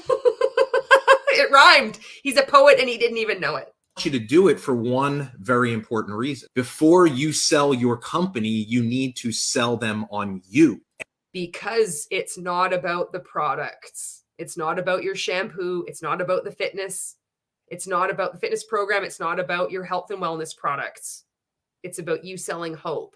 It's about you purposefully selling people on you. If I can do it, you can do it. I don't even know what I'm doing. This system is so duplicatable. I'm not where I'm at I'm not where I want to be right now, but I'm showing up every day. And I'm doing my personal development every day and reading 10 pages of a personal development book. And I know I'm going to get there. And I'd love to see you do it with me. And if not, no big deal. And you are not your company. You have a unique mission and vision and value. Oh my God. This is like, they all use this white and yellow text. And so does Grant Cardone. I wonder if this is like another mastermind they all attended. And they're all like, this is the way to go. And I wonder if he did this. I think maybe he paid someone else to do this because he's using the ampersand. Because I would think that he would put some thought whether he should use the ampersand or not. He's like, he kind of toyed with it. He's like, should I type it out or should I do an ampersand? And it was a tough decision. He ate 2 Twizzlers, one for each ampersand, before he's like, I got to use the ampersand. So it's like all this to confuse you and say, don't say the name of your company. So you take in training like this on a daily basis. I did, not from him, but from Ray, and it was similar. And you wouldn't be able to explain if somebody said to you, why won't you say the name of your company? You're like, you can't really think because your brain is fucked. And if you did, can you imagine? Well, I'm representing my company. I am not my company. I am my mission, my value. It's not even, am I my missions? I can do a more aggressive punch that's like mission, vision, and values. Who's behind the work that you do? Your company is just one of the vehicles that you use to help you accomplish those things. Here's the second reason. So did you catch the first reason? I didn't. I've already forgotten what the fuck he's talking about. Holy fuck, Bob. It triggers sales resistance. And yes, because when you are, when I had my friend Alicia Kinder, who has the company Kinder Candles, when you say, what is the name of your small business? She's like, I can't tell you the name of my business because that's going to trigger sales resistance. No, when I did that live interview with her, all these people are saying, oh, where is your website? I'd like to take a look. Or, oh, I ordered a candle from your website. They need to know the name of the business because they would like to purchase products from the business. People don't get shut down. There's no sales resistance. That's called like cult resistance. That's because more and more people have been burned by the multi-level marketing industry, have woken up from it, have had friends and family members and colleagues, coworkers, financially fucking ruined, psychologically damaged by fuckers like you trying to like spread this fear and hate in all capitals. That's why people are shutting it down. It's like, oh, that's an MLM right away. And they'll be like, oh, well, it's direct selling. Oh, it's social sharing, social selling, social retail. That's why you don't mention the name of your company, because it's a multi-level marketing company. And more people have caught on to what it's about. I know. Janet says, who knew that there were still cavemen running around? Monica says, but why? Aren't they proud of their company? Why not scream it to the rooftop? And I've seen this is like multi-level marketing coaches will get into these little fights with multi-level marketing, like uplines, like in different companies. I'm going to pull my shirt out. I'm having mine loose today. They'll say, you should wear Mon8's gear and like be proud of your company, and you should post it all over social media, and it's great. And I know Ray would teach that that's being like intellectually lazy. You can just post whatever you want. He did this one training. It was so dumb. He called it like the big hats and the little hats. So you have a big hat. Where's my hat? So you have a big hat, and he had like a picture of a hat. This was like one of the trainings in the 14-day challenge. It's like, big hats have huge social media followings. They are, they can just post a bag of Ruffle potato chips and everybody's going to be like, wow, that's so amazing. It's so fantastic. He talks fucking contemptuously like that, right? So you have this big hat. You can be intellectually lazy. If you just put some more work into your content creation, you would be generating hundreds. I guarantee you, your, attraction marketing would increase by 95%. Just like make up fucking numbers. But if you have a little hat or no hat, a little hat is somebody that is somebody that's just been recruited into Mary Kay. And they're like, they have no idea how to use social media. They maybe have been on Facebook once in a while. And now they're supposed to build this social media following and post every day and do a live video. And this is going to create this network that then they can sell to. They have a little hat. And then there's the fucking big hat and the little, anyway, I went off on a tangent there, but all these fuckers, they all do the same shit from different angles, Sina says it is said Neanderthal. Tall is, where did your comment go? Tall is the German word for valley. And the first Neanderthal was found in the Neander Valley in Germany. Oh, that's really cool.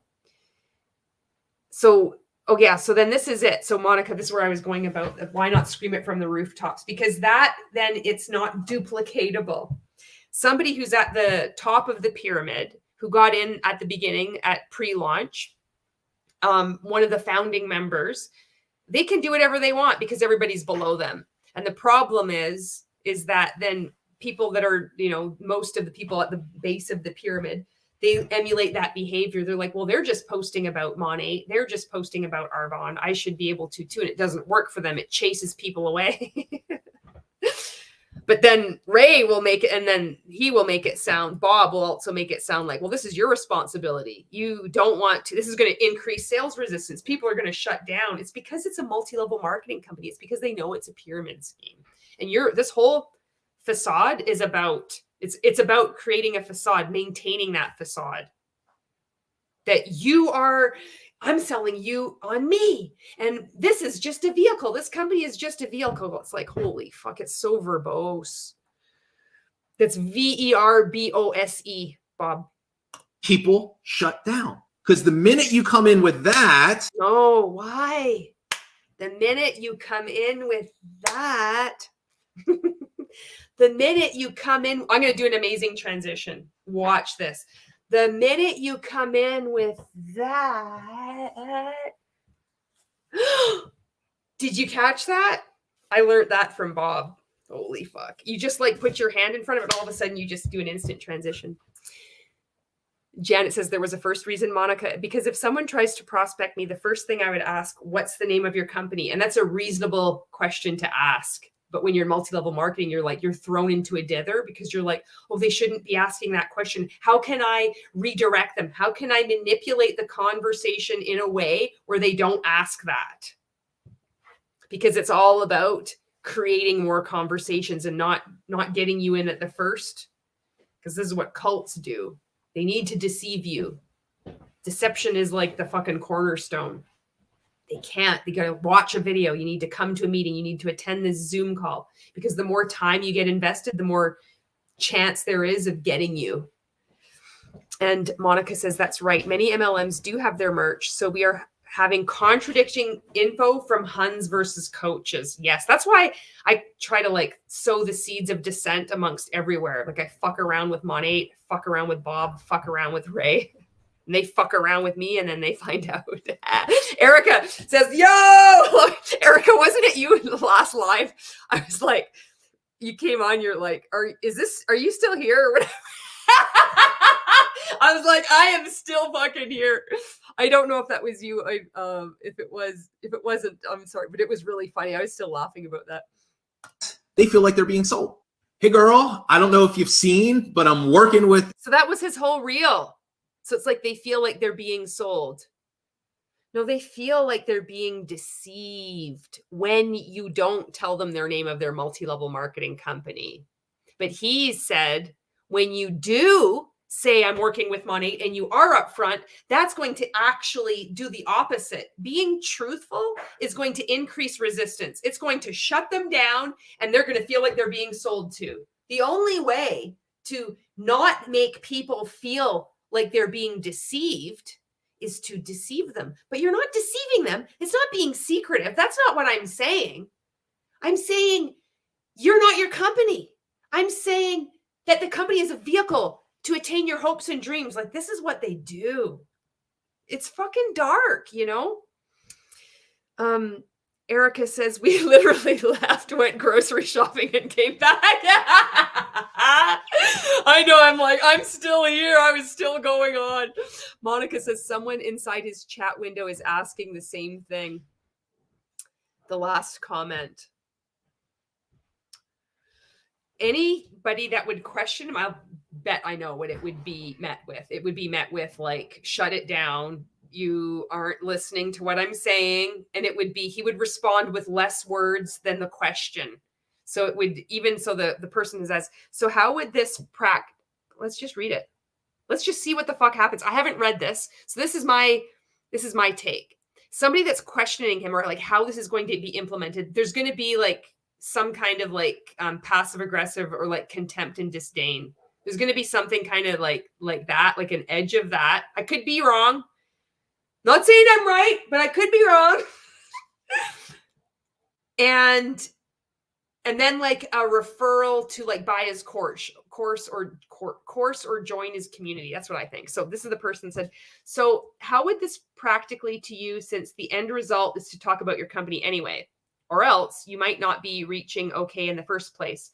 I understand the premise, but I've always thought it would be better to tell them up front so they don't get the wrong idea that I'm trying to be their friend just to eventually talk about my company. This is reasonable. This is what this could have been written by me. This could have been written by any of us that was in multi-level marketing.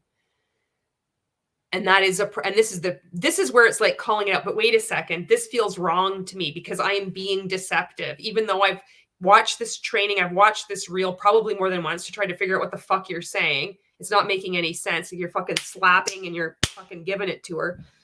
And let's see the replies. Bob, oh, here fucking we go. Bob says, totally disagree with this, Ashley. Here comes Bob, the fucking builder.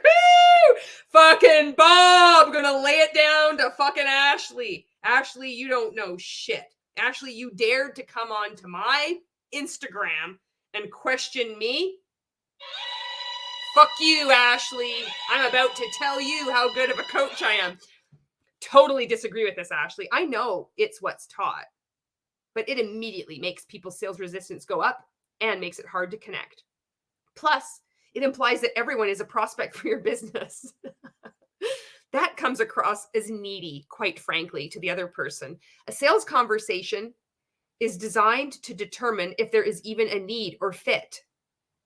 And then, of course, immediate compliance. Yes, I agree for sure. I'm an oldie trying to learn to navigate the messaging flow better. Loving all the new content, just wanting to be sure I do it right for this time, not what I started with 7 years ago. I hope you get out. I hope you get out. This is what happens, though. As soon as you question a coach, totally disagree. He just fucking repeated what he said. And it isn't what's taught. Deception is taught, which he continues to teach. He hasn't given anything new. And they will recruit anybody with a goddamn heartbeat. And he can say, oh no, we don't recruit just anybody. He doesn't give a fuck because he's not in multi-level marketing. He's a multi-level marketing coach. So he can say whatever he wants. And as if it's like, I know. This is exactly what you do. What success did he have? I've never heard this fucker. Were you $1 million in debt and in personal foreclosure, sleeping on your buddy's couch? I don't fucking think so, Bob. So then this person comes up. Oh, fuck, look at this. Now somebody else comes in, a flying monkey, to defend Bob. So this person just asked a reasonable question. This is wild to see this play out. This guy says, I used to feel the same way. Is he going to fucking felt, found a commenter? So this guy, I don't even know who this fucking guy is. I used to feel the same way when I finally realized that I was falsely making the assumption that everyone I contacted was my target market and needed what I had. I was becoming an underpaid commercial instead of using a system to find people who were looking. Game changer. And now I don't always bring up my company or product. Once you get good at piquing interest, the conversations come to you. Now you go into serve mode and help them solve some of those issues with what you offer. And retention through the roof when you make this shift. Great stuff. And then he hashtags fucking Bob because he wants accolades. Look, this is what they do. I did this kind of shit too. I never did it like this, but I did do like fucking, the pumping of the sunshine up. So somebody asks a reasonable question and totally disagree with this. Ashley, make sure he says her name right at the beginning. This is not allowed. You do not question nothing. It doesn't make any sense at all. And then you have some other person just fly in because they want to have like the attention too and be like, this is it. And they probably believe it. They think, oh yes, I would have said something similar. I create content. People are coming to me. I'm getting all these conversations on my own organically. I don't have to mention Mon 8. Fuck, this is Nuts. Okay. Lauren, hello, Lauren. Monica says she asks reasonable questions for sure. Let's drop Bob out of here. And Sina says, wait. And all the prospects without a heartbeat think big. You're right. There's a whole world out there. Don't limit the possibilities. There are people out there that could be resurrected by your product. All you need to do is believe. There are graveyards out there filled with opportunity. How do you know if they're open? Give them an open. Nothing in you cares enough. Nice. You want to be nice? Nothing in you cares enough.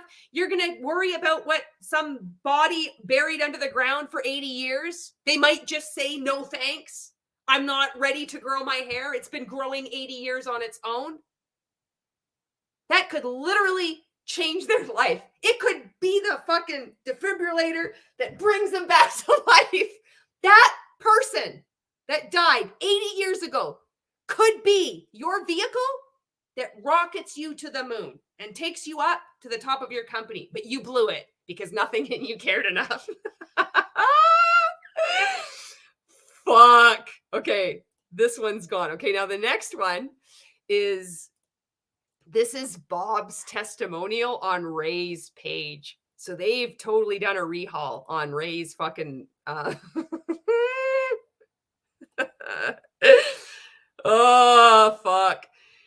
They had people on here that they shouldn't have had on here. So they've had to go over it. They've had to, because people that have left, rank makers that have left 100K Inner Circle coaching, they had some of them, they're still quite sloppy. There's like testimonials up here and there, but they've started to like really put a lot of resources in to remove content from people that had previously extolled the virtues of rank makers and then get these fuckers in. So here's Bob. And you can see this looks like, if you were to watch this and not know anything about Ray and not know anything about Bob, you would probably be like, this is really good. This is awesome. It's like this really cheerful, upbeat music. I'm like fucking like feeling like this guy's like a really great, like I'm ready to be signed up into this. Maybe it's because I'm still like, the cult is still strong in me, but you'll see like, this sounds like, it sounds really legit. Like you would never, it doesn't give you a lot of details. It doesn't have to. It's not about being deceptive or secretive. It's not about being deceptive or secretive, you guys.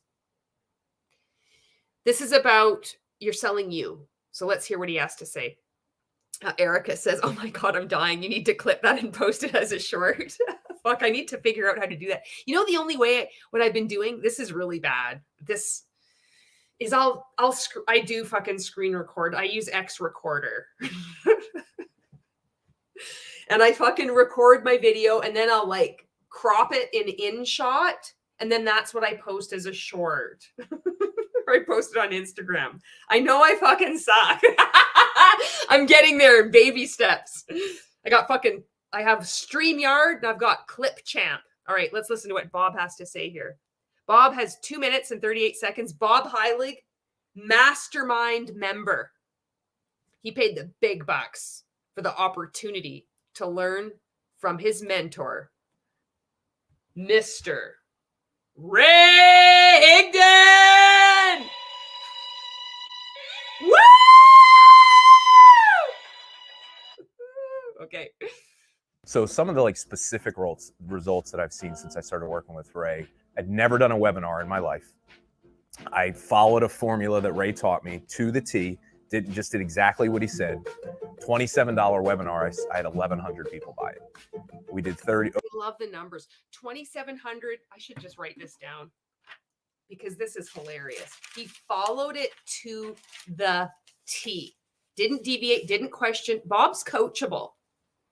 $27. I already forget what he said. 1,100 people.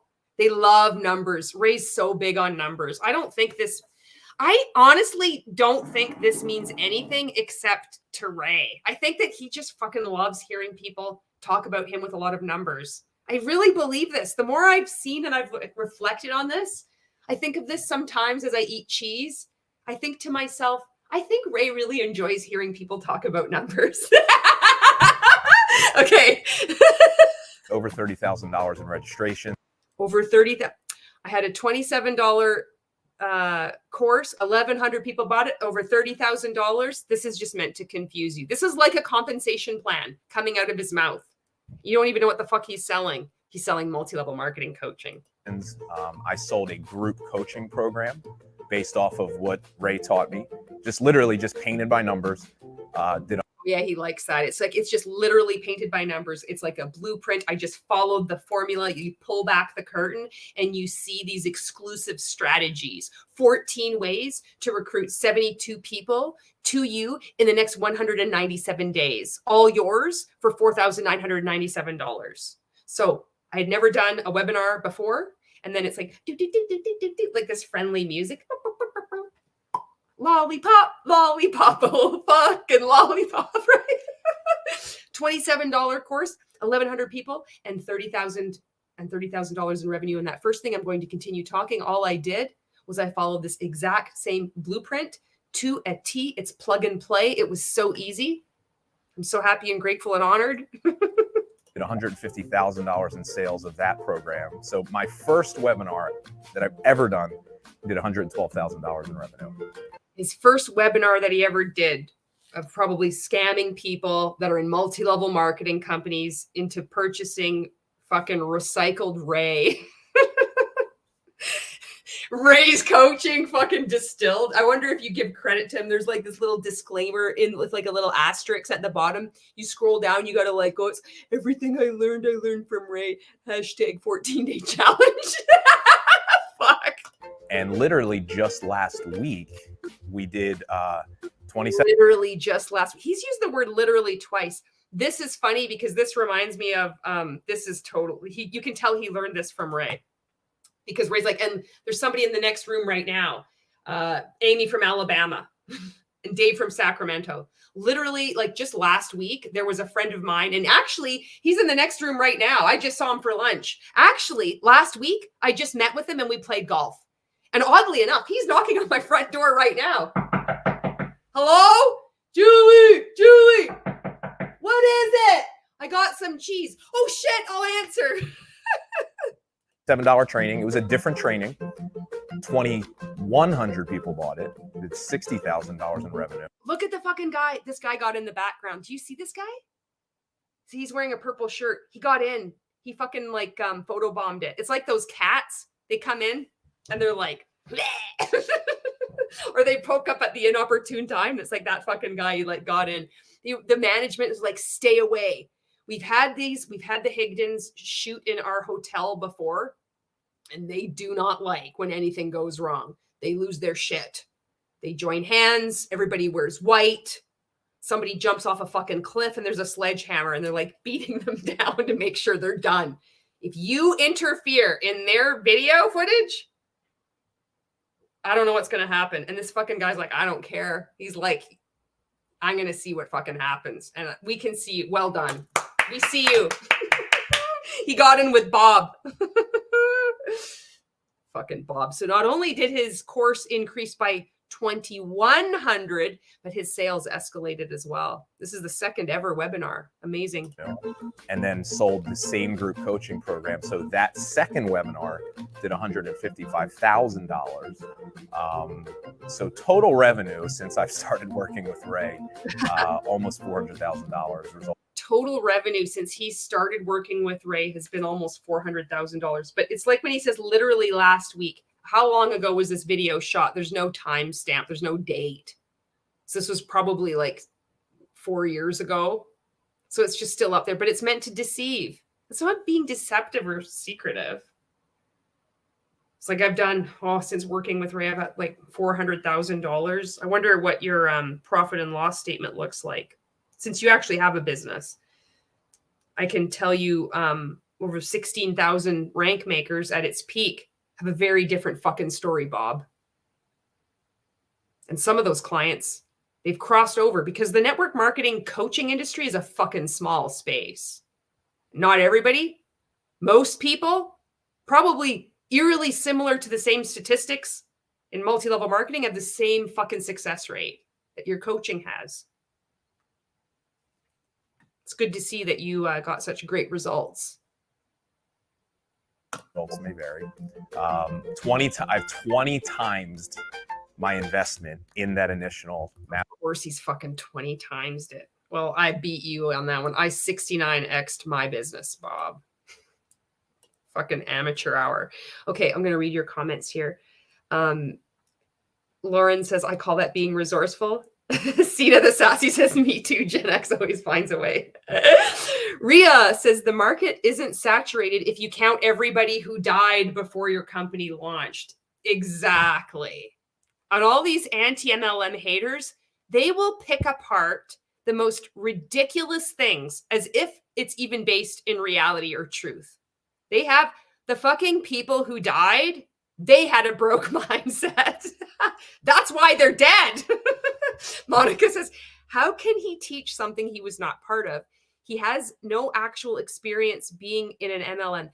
I think he was in an MLM. Maybe I'll pull up his other Instagram, because I think he did post something. I think he was in an MLM. I don't know what MLM he was a part of. Dietitian Cat says, did you ever found out why that restaurant didn't want anything to do with him for his show? Yes. So somebody on my live, they phoned the restaurant when I was doing a live. And the way they said something like, the way they phrased it wasn't like with the contemptuous disdain that Ray speaks with people, or fucking Bob, or fucking look at these fuckers. John and Nadia Melton, fucking John. I want John to get out so bad. I think he's a really cool guy too. But they're coaches as well. They're both with Modere. But he's got that same fucking look on his face I did. Which if you saw that video that I did that training with my coach, Jen, my eyes are like two black dots and I'm like so fucking excited. He's got the brainwashed look too. But these, yeah, they're all fucking, anyway. So they called Ford's Garage. And the way they said it, it was like, oh, we have nothing to do with these people. It's like, oh yeah, the Higdons, like the Higdon group. Like it was almost like they were so trivial and unimportant and like a mosquito nuisance. It was like a joke. They're like, that was the vibe. They just were like, yeah, when they had the phone call, it was busy. And they were like, yeah, we don't have anything to do with them. Like they kind of laughed at, like, it was like the fucking joke they are. So we didn't get like a detailed answer, but it was, that's what we got. And it was, didn't want to interfere with their dinner hour service or whatever, but somebody did call, and it's in the live chat in one of those videos that I did.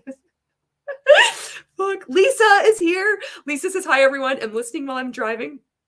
Monica says, oh, so he was in one? I think so. Yes. And and Kat's like, OMG. Monica says, mosquito nuisance, haha, perfect description. Okay.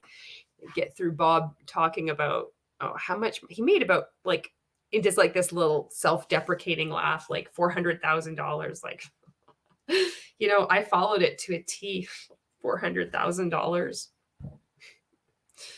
You don't even know what you're missing out. You should be working with my mentor. Mastermind. Now, Bob, you know what? Bob's going to turn over a new leaf, and maybe he'll become a prophet as well. And when that tanks, he'll join an EXP Realty.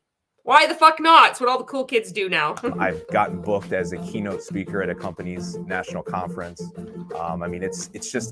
It's crazy. He got booked at some event. I don't know whether it was like Plexus or something. He spoke at a multi-level marketing company's event. And it's just so weird to think that that's something like a highlight.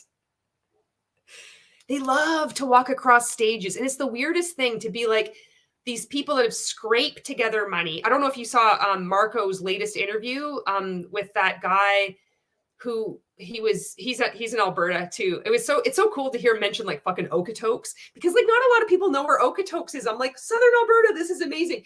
But he went to Banff, like it was Fairmont Banff Hotel for this like a convention, and there was 6 people in a room. So imagine all these fuckers are at like all whatever Monade or whatever company he spoke at. They all go, and then Bob walks across stage. I saw some clip of him where he's like walking across the stage, like giving no doubt what he thinks is like this powerful, deeply moving and transformational speech, which is like the same as what they all do, but he's just some coach trying to shill his services to the already brainwashed. How sad and pathetic is this in a world where there are infinite possibilities, where you have the internet, you could be on TikTok, you're a funny guy if you got rid of the scam, go do anything else rather than choosing to become a multi-level marketing coach, where you have to make these pathetic twizzler eating videos in response to perceived hate. Fuck, come on. Bob, you're fucking better than this. You're fucking, I believe in you, Bob. Did you know, you might not know this, did you know that Bob spelled backwards is Bob?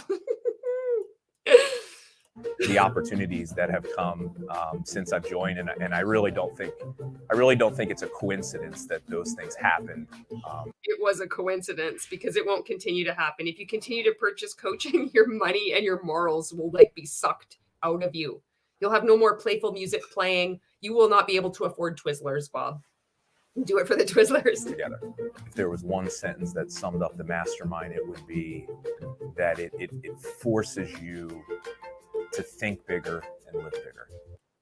The mastermind forces you to think bigger and look bigger, think whatever, play bigger, show up more big. It's the same thing. That mastermind that I did, that nice training, nothing in me cares enough. That was like a fucking mastermind. Those fuckers were all, I recognized some of them. I blurred them out, or I edited it because they're the same players. They're at every event. They've spoken at like all these rank makers events. They do shady shit, like enrolling as they do a lot of shady shit, and they just think that it's okay. I have so much fucking tea, Sina. I want it to all come blasting out like a volcano. I don't even know where to go. Like I have so many ideas, so many things to share that maybe I should start a secret MLM.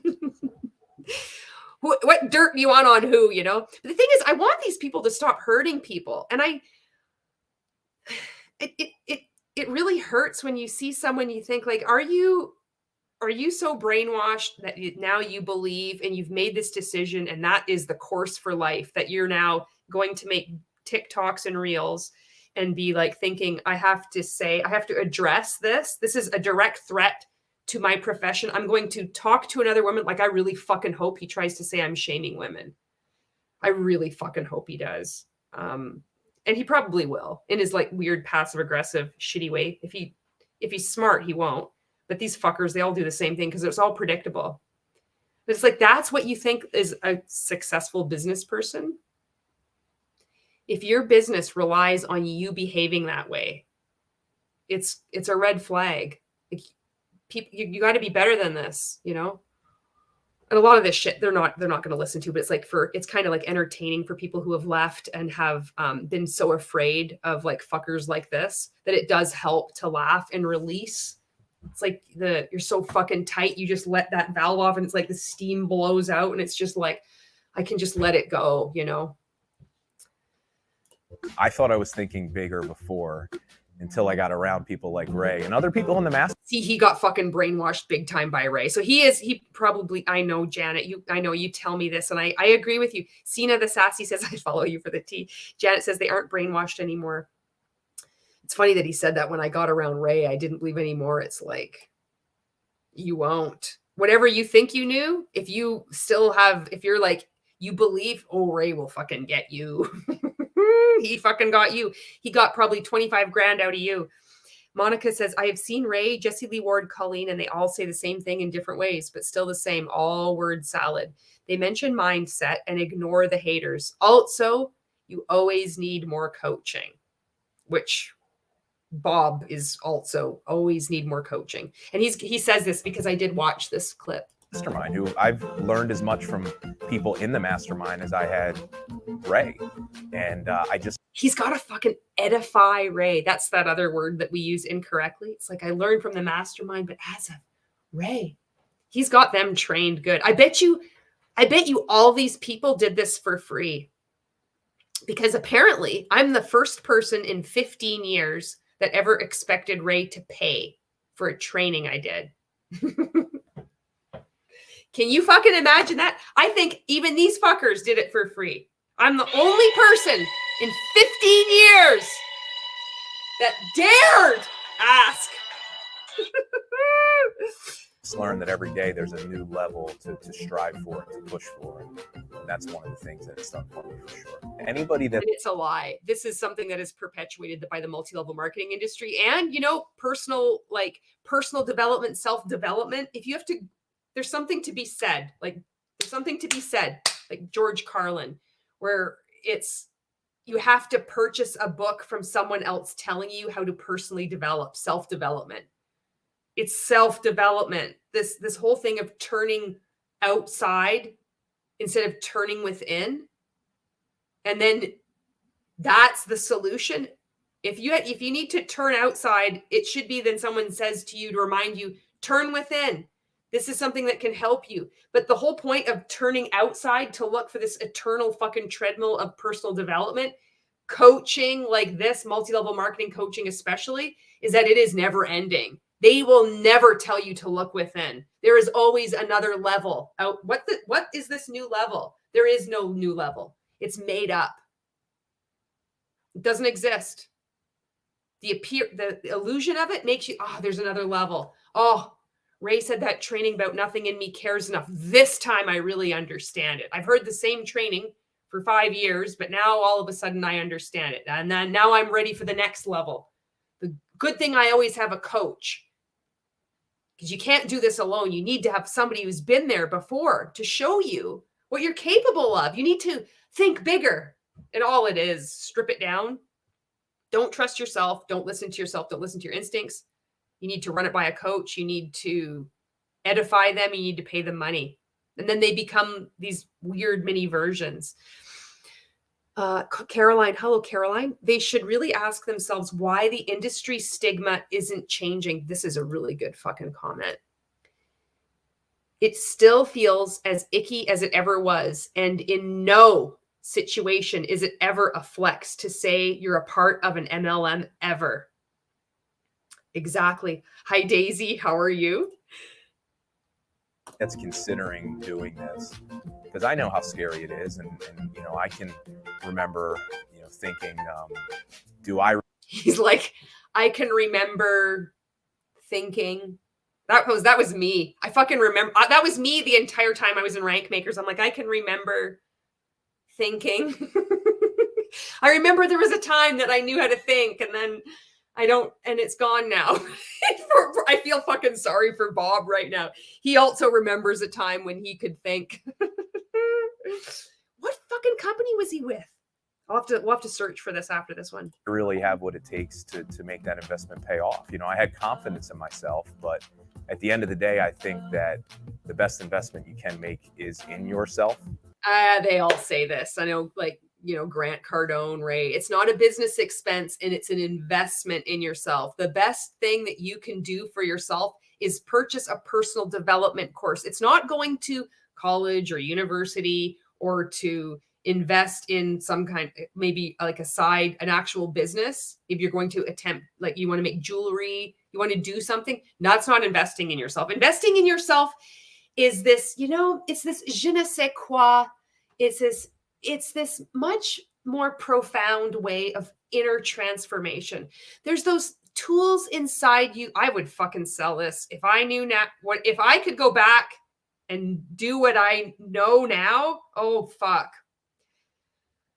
It could be so fucking dark. But you do have to know what you're doing in order to do this. I get this. Anyway, you need to tap into those instincts. Things can get so confusing. You can't pull it out.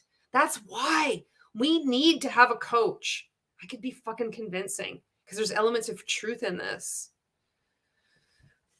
Fuck. Heather says, I'm listening while working. He kind of sounds like Ray. Yeah. Monica, a real teacher or coach is to teach you to the point where you don't need them anymore. Exactly. Because they teach you everything you needed to know to prepare you for the future. Exactly. And, you know, you'll never know unless you try. And I think as long as you... Hashtag, don't be addicted to the outcome. Hashtag, feel the fear and do it anyways. Telling it like it is keeps it like it is. Nothing in me cares enough. Invest, learn, teach. Feel the fear and do it anyway. Did I say that one already?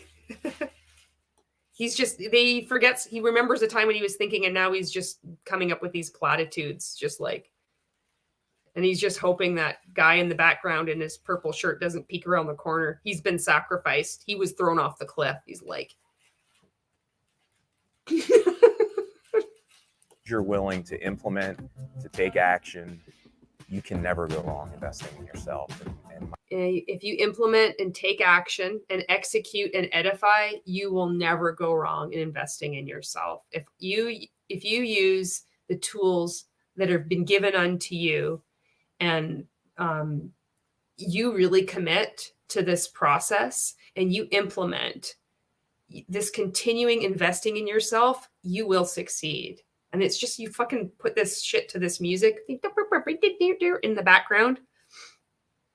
It's like even the cushion looks like happy, like bubble gum, like nice, you know? It's like, fucking sign me up. Wow, this guy sounds like a great guy. He sounds like he could really help me launch my new course. I better look into signing up to Rank Makers. My words to you is, you can do it. There's no doubt. You can do it. Every single one of us has greatness inside of us. Sometimes we just need people that are... Except all those anti-MLM people. No, they don't have greatness inside of them. It doesn't matter if those people were your people 2 years ago. They're not people now.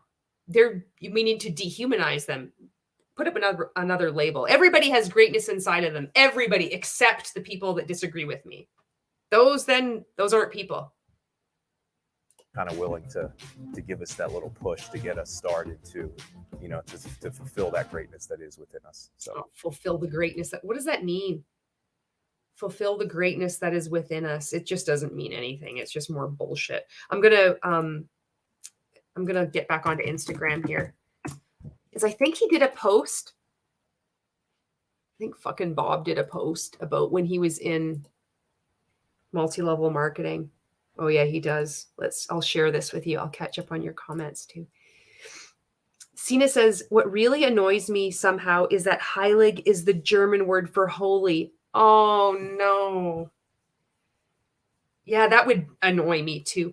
Daisy says, what are we watching today? Is this another coach? Yes, this is Bob Heilig, and he was coached by Ray. And he kind of comes off as like a nice, kind.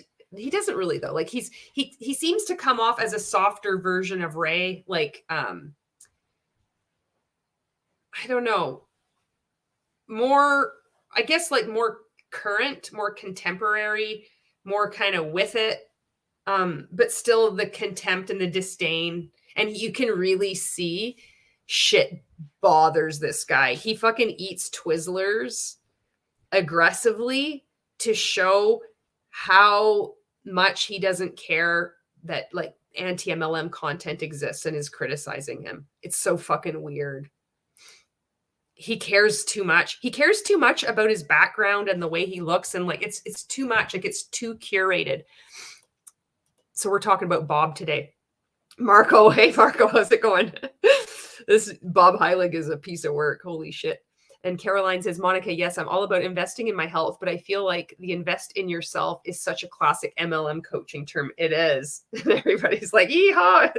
It's Marco time.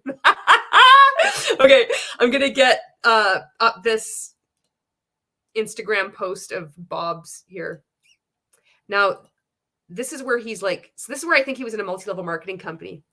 So he says, out with the old, in with the new. Some advice may have been gold in the past. He likes to capitalize various letters, really weird words, all bold.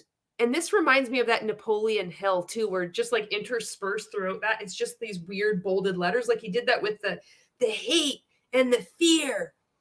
Out with the old, in with the new. Some advice may have been gold in the past, but it's time to leave it in the past and learn these new concepts that actually work. This could have been written a bit better. Like he should have rhymed, I think. It was like, some advice may have been gold in the past, but now, like even that is clunky. I think he could have done better. Some advice may have been gold, but now it's just old. I don't fucking know. I was in network marketing in the 90s and 2000s. I realize I'm dating myself here. Fuck, how fucking old are you, Bob?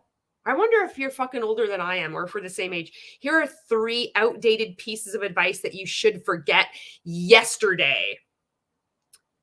I bet you one of them is what he's already talked about. I bet you the first one is going to be about say that it's really easy, because nobody ever says that it's easy, but all these MLM coaches say that. Say it's like, it's so easy, anybody can do it.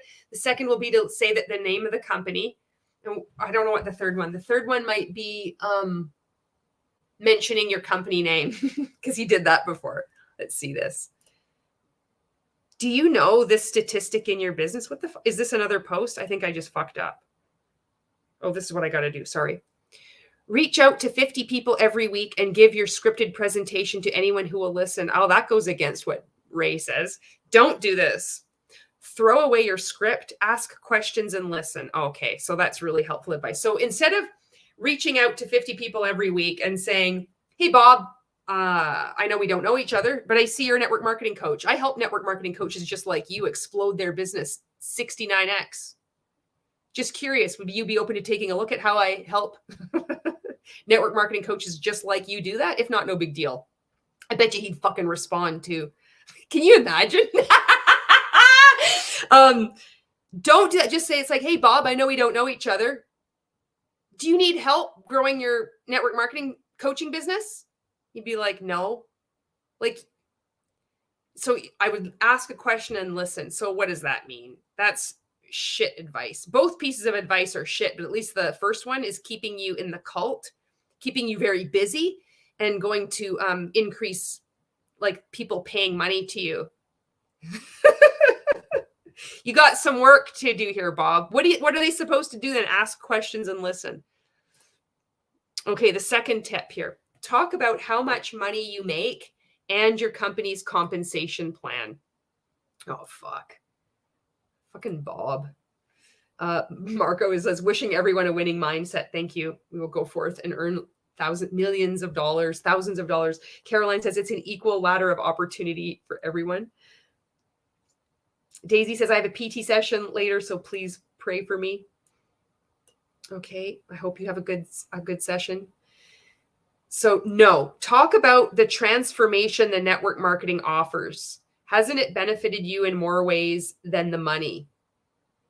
So you can see how disconnected he is. So if he was in network marketing in the 90s and 2000s, that's ambiguous and suspicious on its own. Like, where are the 90s? How old are you, Bob? I graduated in 1993. So I was 18.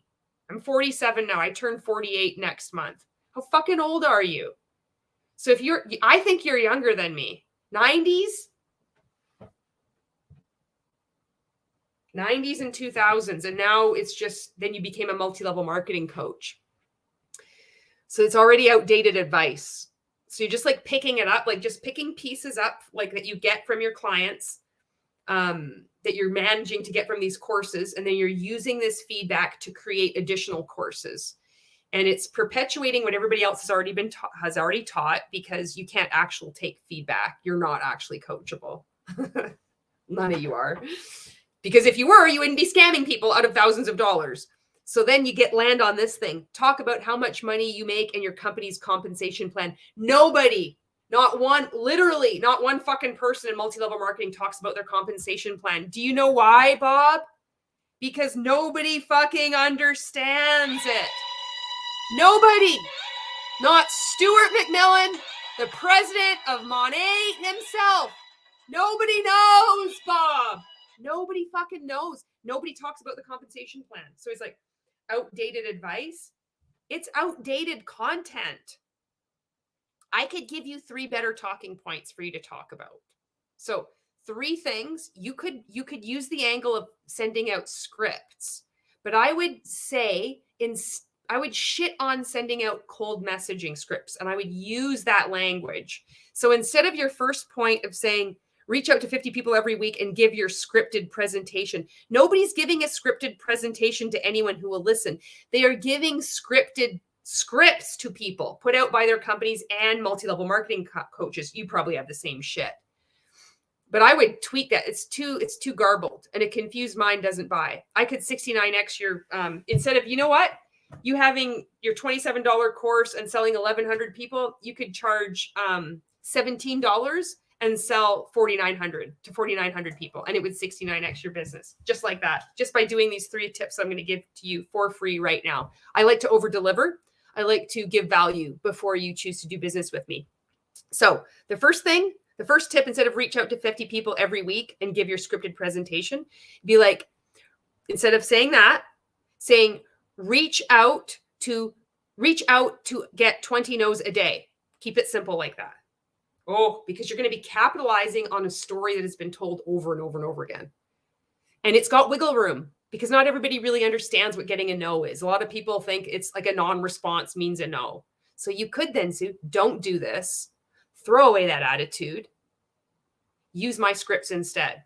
Join our community instead. I would have a call to action in there, not like this weak kind of action step per slide. Not everybody's going to scroll through like your slides here, even your super fans. So I would definitely, if you're going to do a post like this, I would do like some kind of like subtle CTA at the end of each one, or like what Ray calls like a high profit mumbo, which would be that. It's like see our community instead. Or it's like our community does it better or something like that.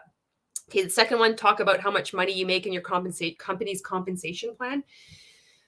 Nobody does this. Nobody talks about how much money you make because nobody is making any money and nobody understands their company's compensation plan.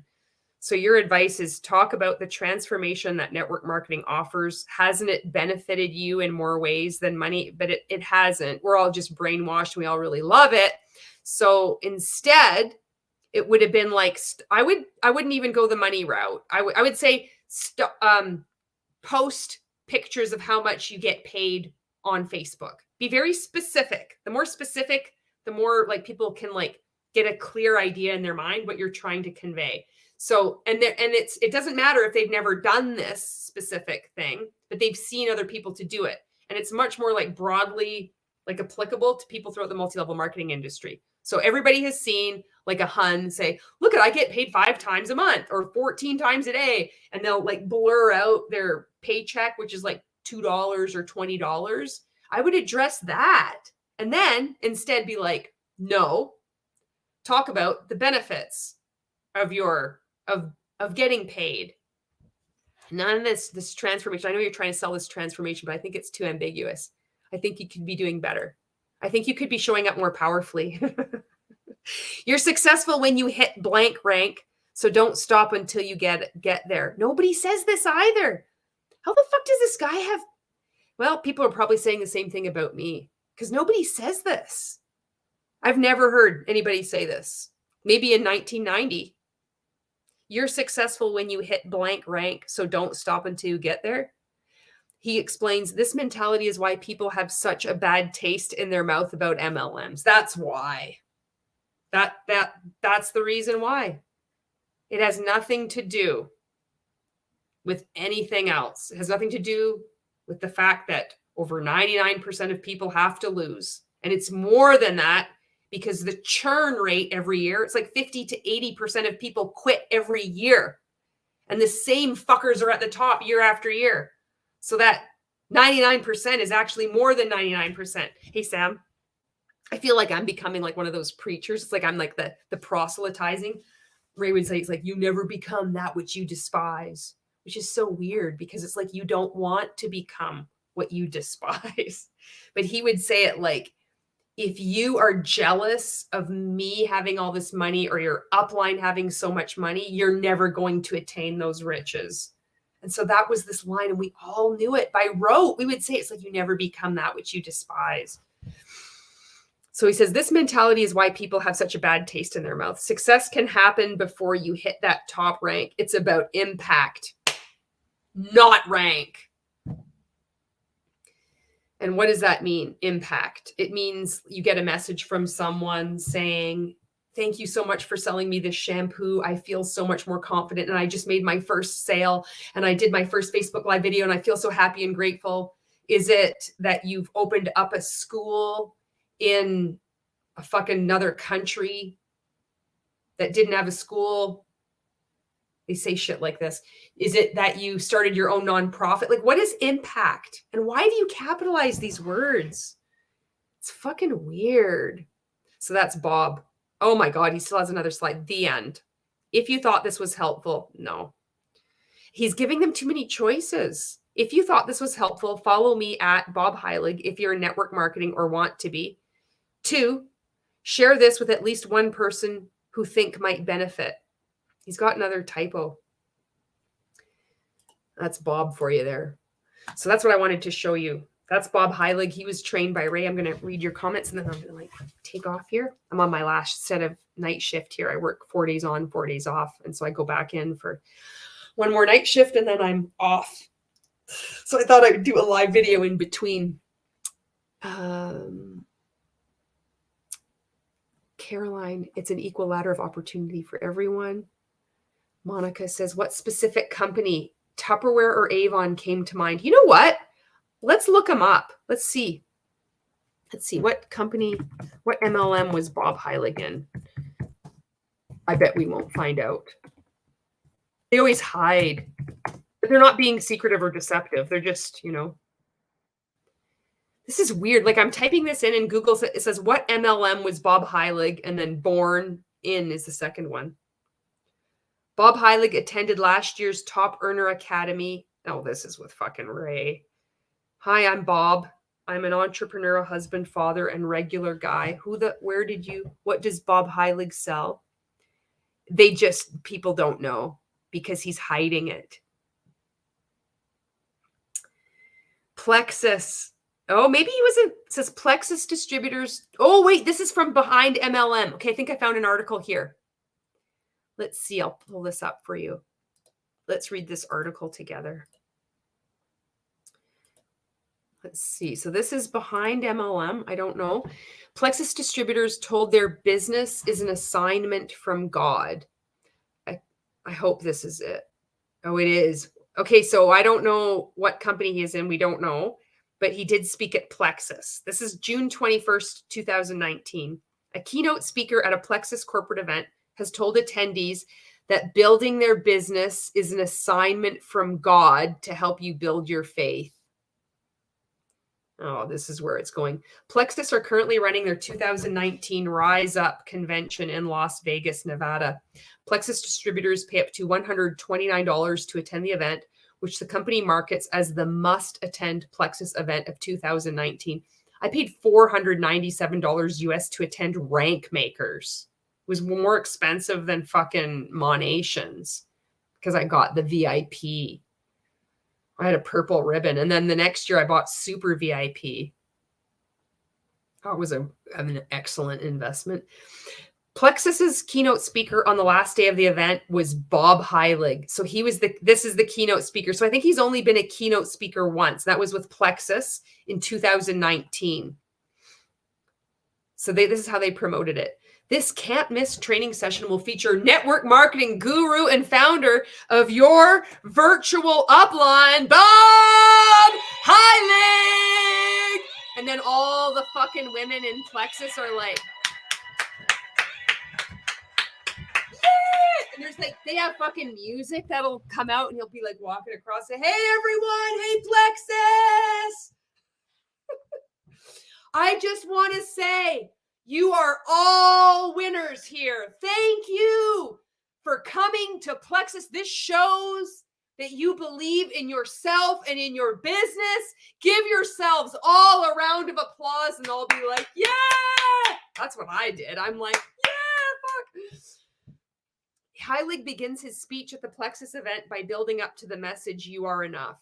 Oh, fuck. Look at this. You are here for a reason. You know that there's more out there for you. You know, see what's good enough for most people is not good enough for you. You're not normal.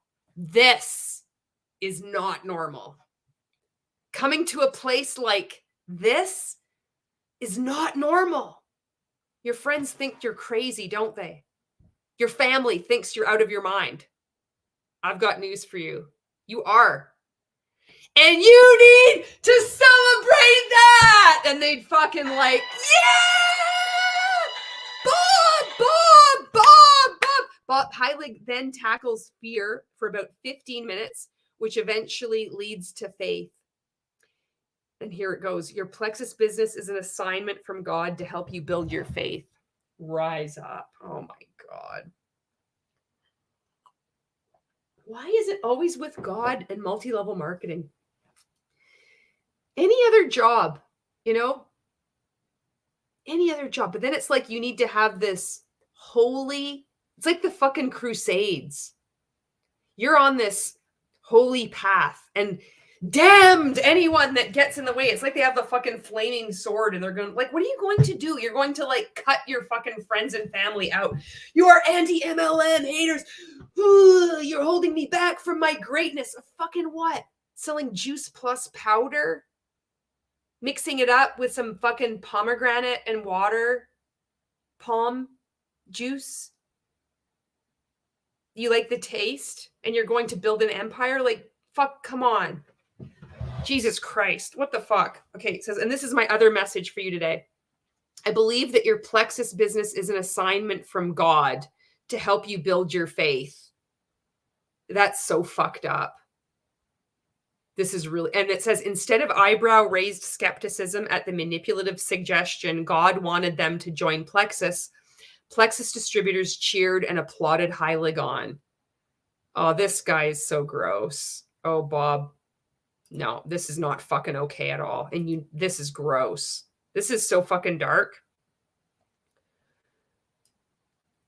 Like he'll just say this to anybody. So any company, he'll be like, with Mon8? Can you imagine fucking Bob at Mon8? Bob had Tony Robbins at Mon8. Oh, Bob at Mon8. Now that they're faith-based, God wants you to join Mon8 in order to build your business. And Plexus will be like, oh, this is a sign. I stopped like the pink drink because it was messing up with my hormones. My doctor told me I had to get off, and I was really sick, and I finally got off it. And then I joined Mon8, and I knew that this was the opportunity. And this is a sign. Look at Bob is speaking at this event too. He's a really good multi-level marketing coach. He doesn't stand for these anti-MLM people shaming women. At the very best, you're Jerry Springer. At the worst, you're whoever the fuck else I said. That's a mic drop moment. And I'm going to take a bite of my Twizzler. I'm going to chew it. Oh, fuck you. Okay.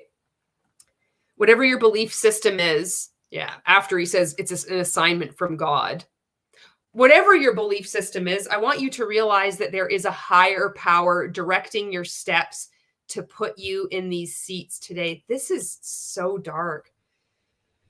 And then this person who wrote this says, to be clear, I don't have a problem with personal beliefs or religion. I don't either. But I mean, using people's beliefs against them, I do have a problem with. And he doesn't believe in any of this shit. He will say whatever he wants in order to get a paycheck from these fuckers, because he obviously feels like it's very impressive to be parading around on a multi-level marketing stage.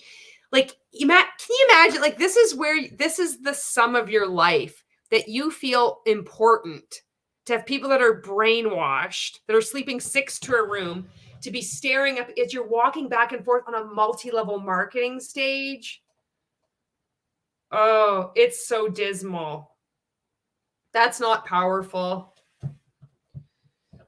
It's bobbity, bibbity bobbity boo. Abracadabra doo doo doo doo doo bibbity bobbity boo. Put them together and what do you got? Bibbity bobbity boo. Fucking Bob gets all fucking dark and aggressive at the end. Bibbity bobbity boo. Janet says, I love behind MLM. I gotta scroll up here. Okay. Sorry, getting up here. Daisy B, I think I've got you. Okay. I can't think of anything good about it. The friendships are likely fake, so nothing. Janet graduated in 96. Caroline, yes, Bob, it stole 5 years of my life and more brain cells died the longer we were in it. That's the transformation. That's how I feel too. I sneezed yesterday a lot of times in a row.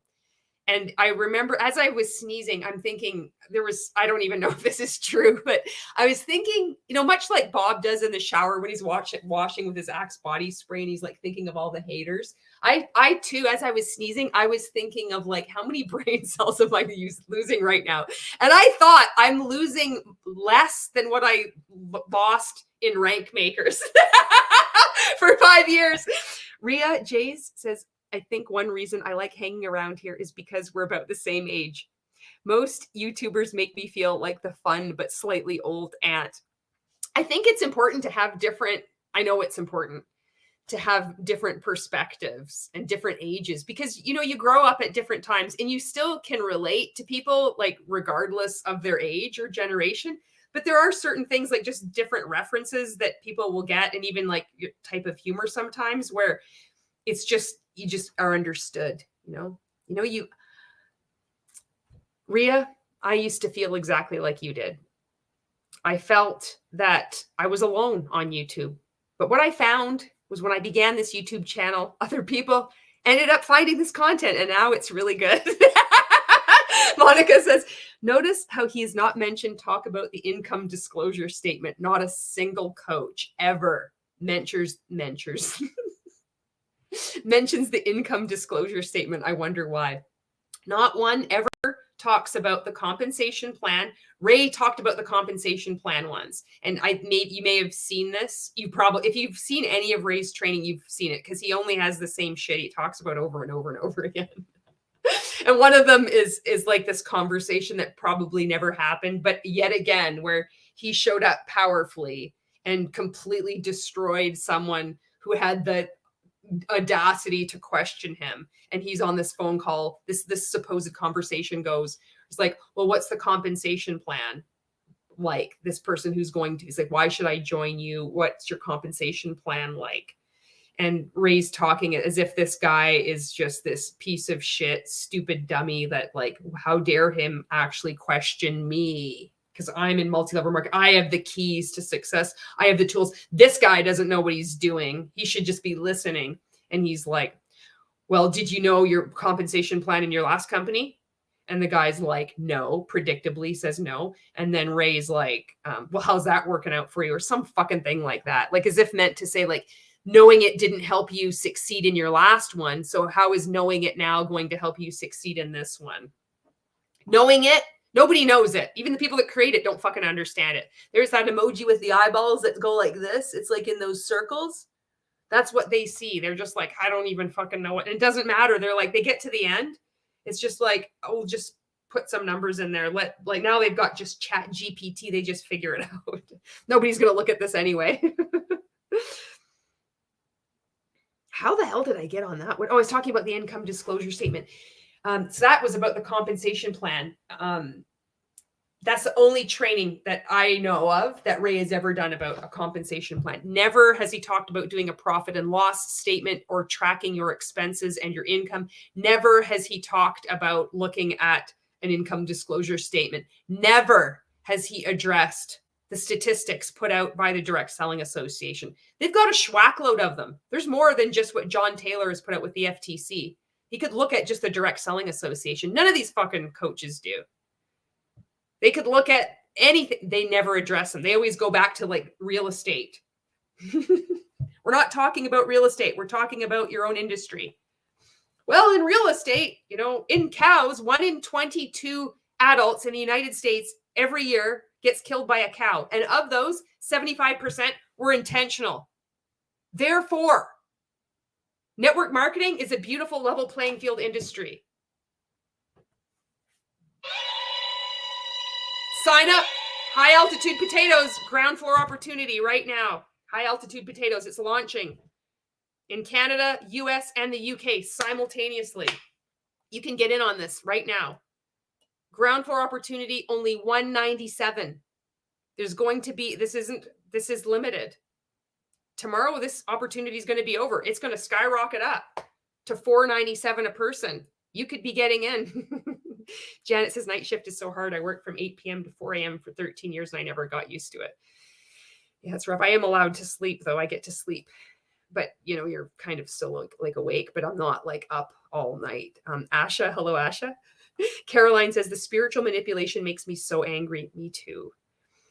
Janet says, most MLMs are based out of Utah and LDS. Natasha says, wow, the manipulation.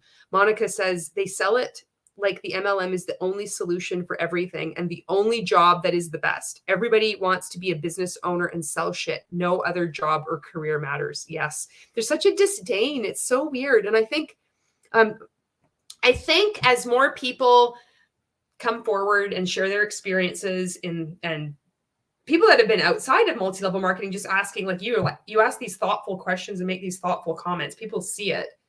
And they're like, why is this? Why am I so angry at everyone who isn't an MLM? You are in a cult. This is how cults behave. And there's so many people now that have been involved in multi-level marketing. There's probably some statistic out there of how many people. I mean, we've got to be like 3 degrees removed from being involved in multi-level marketing at this point. Everybody knows somebody or has been personally affected by multi-level marketing. It's just so big and sprawling that they can't get away with this same tired excuses and the same shit intimidation factors of just calling everybody a hater on social media. It's intimidating when you're in, but when you're fucking out and you're healed, it's like, no, not anymore. And more people are starting to call these fuckers out on their bullshit. It's just scamming. Straight up, literally straight up scamming. Mac did a really good video on why these MLMs are so faith-based. Janet has dropped a link that Mac Attack is a fantastic creator. Natasha says facts, Gen X in the house. Monica says they say, I'm open, ask me anything. When you do, they get angry and defensive. Like, what the hell? Bob looks like he's going to cry. Ray looks like Ray is okay. Do you know who Ed Milet is? I did a piece of content on this a while ago. Ed Milet, if you disagree, okay, let's do it like 6 scenarios with Ed Milet, Ray Higdon, and Bob Heilig. You disagree with one of them. Ed Milet, he fucking punches a hole in your drywall instantly. Like his fucking vein on his neck is always popped out. He was fucking born angry. He's so fucking mad. Like, he doesn't give, you just say, no, I don't think so. You are like too soon, you don't respond quickly enough. Like he fucking punches a hole in your drywall. Ray gets mad. He fucking like does the death glare and will drown you out with word salad. And then for the next 1.5 years, make live videos about you without saying your name. Bob is the funniest one because you'll tell he's insulted. He'll make a piece of content. He'll be bold. He'll probably like get your comment and then like take screenshots. And he's also quite creative. This is why I think he might be younger than me because it's out of character. He'll make a lot of content. He'll put a lot of effort into one content and he will eat Twizzlers. He will eat Twizzlers. He will continue to eat Twizzlers as he's making this content. And even off camera, he will just eat Twizzlers and he will cry. I think he will cry. I think he'll cry because he'll be upset. But I also think he'll cry because he'll be upset with himself that he's crying. And so it'll be like tears of rage, tears of sadness, all mixed up. Sam says, are you doing sleep-in shifts, Julie? I do. I have, because I work in a group home. So I'm a community disability support worker. So it's like part of it's like I'm awake and then I sleep over. So that's how that works. So it's kind of nice because one of the things that multi-level marketing companies and people would say is like, I get paid while I sleep. And I'm like, I fucking literally get paid while I sleep. It's such a fucking flex. It's like oh shit. I was going to play you know what I was going to play? I fucked up. Just wait, let's get it is a flex. Okay. I love that audio. I love that song. Mac is so funny. I love his sassiness. Natasha says, is the compensation plan post or after American Civil War rates? Johnny says, it's my mission to use the word schwackload today. Daisy says, I find it fascinating how the average Joe can be so effective at brainwashing others. I know. I think this I don't know. I'm sure there's studies on this and other things that are far beyond my comprehension. I think social media plays a role. Perceived influence. And, I know for me, just like, I didn't know what multi-level marketing companies were. I had no fucking clue. I had most of my life like not knowing what they were. And I think just like an education, like just being aware can help so many people. I have a fucking story for you. Okay, I'm going to catch up on your comments here. I'll tell you this story. As I fucking was in Miss Teen Lethbridge in like 1993, and I came in like as a runner-up, and I did this speech, and I just remembered the fucking speech. I was telling this to I was telling this to Amy from Alabama just the other day. I think it was just last week, but I was telling it to some friends. I don't know, maybe it was like 2 weeks ago. But anyway, okay. Natasha says Ed Milet grew up near me. And you know how you know? Because in all the Waffle Houses, there's this fucking like hole in the drywall that he punched because they ran out of syrup. Janet says it's like cancer. Everyone has been affected, like they know someone or they themselves have had cancer. Caroline says just got out a month ago. And I can't wait to get past this stage of anger and frustration. Appreciate your content, Julie. Holy shit, I didn't know that, Caroline. Maybe you've said that before, and I apologize if I've forgotten. So yeah, fuck. This is an important feeling, and we all go through different stages, and they don't. I think it's like grief, where there's. I believe that there's different stages, but that they don't end. And sometimes they go backward. But the rage, anger, frustration, rage is good. And I know I think it was Yanya Lalich. I think it was her. So she's has written a book with Madeline Tobias called Take Back Your Life. And she's a cult expert. And if I'm getting the wrong person quoting this, I'm such an asshole. I'm an asshole anyway. But it's something like rage fuels the healing. And when we're in multi-level marketing, you can't feel rage. You can't feel anger. You have to feel positive. And it's like, we've been so fucked over. We've fucked over ourselves. We've fucked over others. It's just, we're fucked. And you're trying to like piece shit together and trying to make sense of what happened. And you get out and you're mad and you're like, I'm healing. And then, but the layers keep peeling back. And then you see it everywhere and something reminds you. And it's like, and it's okay. Like it's all these feelings, it's healing. Oh, fuck, I just rhymed. All these feelings, they're healing. You're good. And then you're good, Caroline. But the way through is through the feelings, I believe, and keeping listening to your instincts. It's a lot. I think it helps having people like just to talk like this. It helped me. And if like even commenting is helpful to let it out, and even creating content for some people. So I'm a year and a half out, and I can look back at when I first started speaking out, and I'm like, I still get fucking angry. I think I was way more, I know I was way more fucking angry, and I was really angry that I would have to keep saying in my opinion. And I refused to I kept saying allegedly in my fucking opinion, just to like emphasize how much bullshit it was to feel the need to use protective language all the time when I was saying the truth. And all these fuckers can say whatever they want. They're lying. They're outright lying. And yet they can do it. And I'm telling the truth. And I'm the one that I'm like, this is fucking wrong. So I know on TikTok, I'm like, allegedly in my fucking opinion. And I'm not making I am kind of making content like that now, but on YouTube. But I guess I just want to say you're not alone. Janet says that link is to Mac's video on why a lot of MLMs are in Utah and faith-based. Daisy says people think it's only a military thing and think of being strapped to a chair with them hooks, keeping your eyes open like that. Simpsons Halloween episode, but it's far more simple than that. Yes. And if I was using an example briefly when people would say, well, Ray's not that bad. Like, how bad is that? Or they feel really, they were like, I think he might really have converted to Christianity or accepted Jesus or however, whatever the language is for this. And I'm like, he's got you. You're sucked in. That's how easy it is, because you're no longer addressing his behavior, showing all this evidence of all these people he's abused and exploited. Now you're just talking about whether he believes in God or not. He fucking manipulated you. And I was like trying to say, like, it's so subtle. It can be so easy. Even within a video, he's talking, you're like, that's bullshit, bullshit, bullshit. And he'll get you with this emotional story of abuse that he'll just like put in there.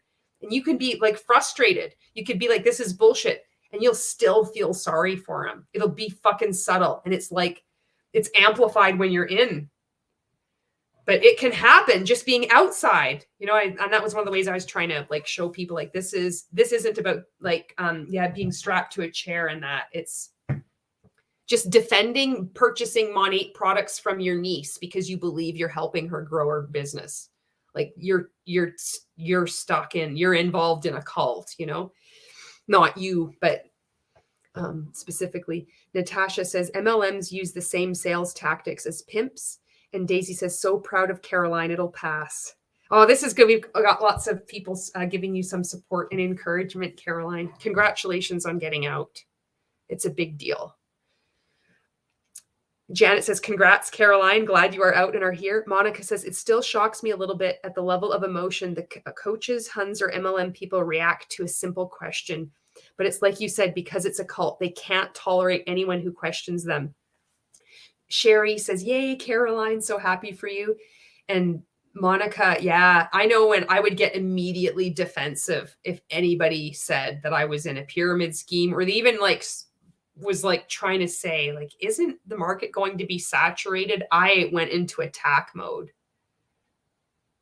It's weird and it's embarrassing now. Monica says, congratulations, Caroline. We are all rooting for you. Daisy says, I imagine it's very common to have mental breakdowns while in MLM. Asha says, yep, you just explained how I feel coming out of my religious cult. Congratulations on getting out. We're finding each other here. Our experiences, like we have so many similarities. Like somebody had said a cult is a cult is a cult. And it's so fucking weird that we have this, you know? Man. Sam says, it's like trying to completely rebuild your life. Natasha is saying, congratulations, Caroline. Monica says, and then realize that people outside don't hate you like the MLM wanted you to believe. Yeah, that's been shocking to me. I'm getting goosebumps again. I'm getting like cheese goosebumps from that comment. Caroline says, yeah, it's like peeling back layers of a pungent onion and trying to figure out why the heck I did what I did. It is a lot, and it's helped a lot listening to you guys. It's a lot. And even, you know, it was yesterday, I was feeling like, what the fuck have I been part of? Like, even when I'm doing videos, sometimes I'm looking at Ray, I'm like, how the fuck did I believe this guy? And Jessica, like, she's as fucking dumb as a post. I must have been fucking dumb to believe everything they said. But I'm like, how the fuck did I think you were smart? Like, you are fucking dumb, you know? Daisy says, glad you're out of the cult, Asha. I can't imagine how it feels to have your faith used against you. Yeah, and then you can see these coming out of a religious cult, seeing this religious part with MLMs. Man, it's got to be the insight that you have. Janet says, y'all, Daisy B just made her first video. Oh, Daisy, right on. Here we go. There's your link. Congratulations, Daisy. That's so great. Daisy, if you ever want me to see a video, if you tag me, I see those mentions, I could always go and like it, because I'm kind of useless on some platforms. Some things I know, and then I don't get around to watching it, but I'll give you my support and subscribe. Daisy says, it's my third, so I've managed to post one a year. I'm a professional procrastinator. There you go. Hey, that's fine. Janet says, congrats on just jumping in there and doing the thing. Caroline says, Ray has lost it. He's in another level deeper now, mixing the religion in. I used to follow him, and he's off the deep end. Yeah, he is off the deep end. Caroline says, thank you, guys. Sam says, congratulations on getting out, Caroline. Daisy says, oh, he has lost his bananas for good, I think. And Asha says, thank you, Daisy. And also, thank you, Janet. Daisy says, I've come to believe I was kind of in the vegan cult. I was such an arsehole when I was in. Yeah. And then we're laughing. Daisy, Janet's laughing. Daisy, vegan. Okay, I'll tell you this story and then we'll go.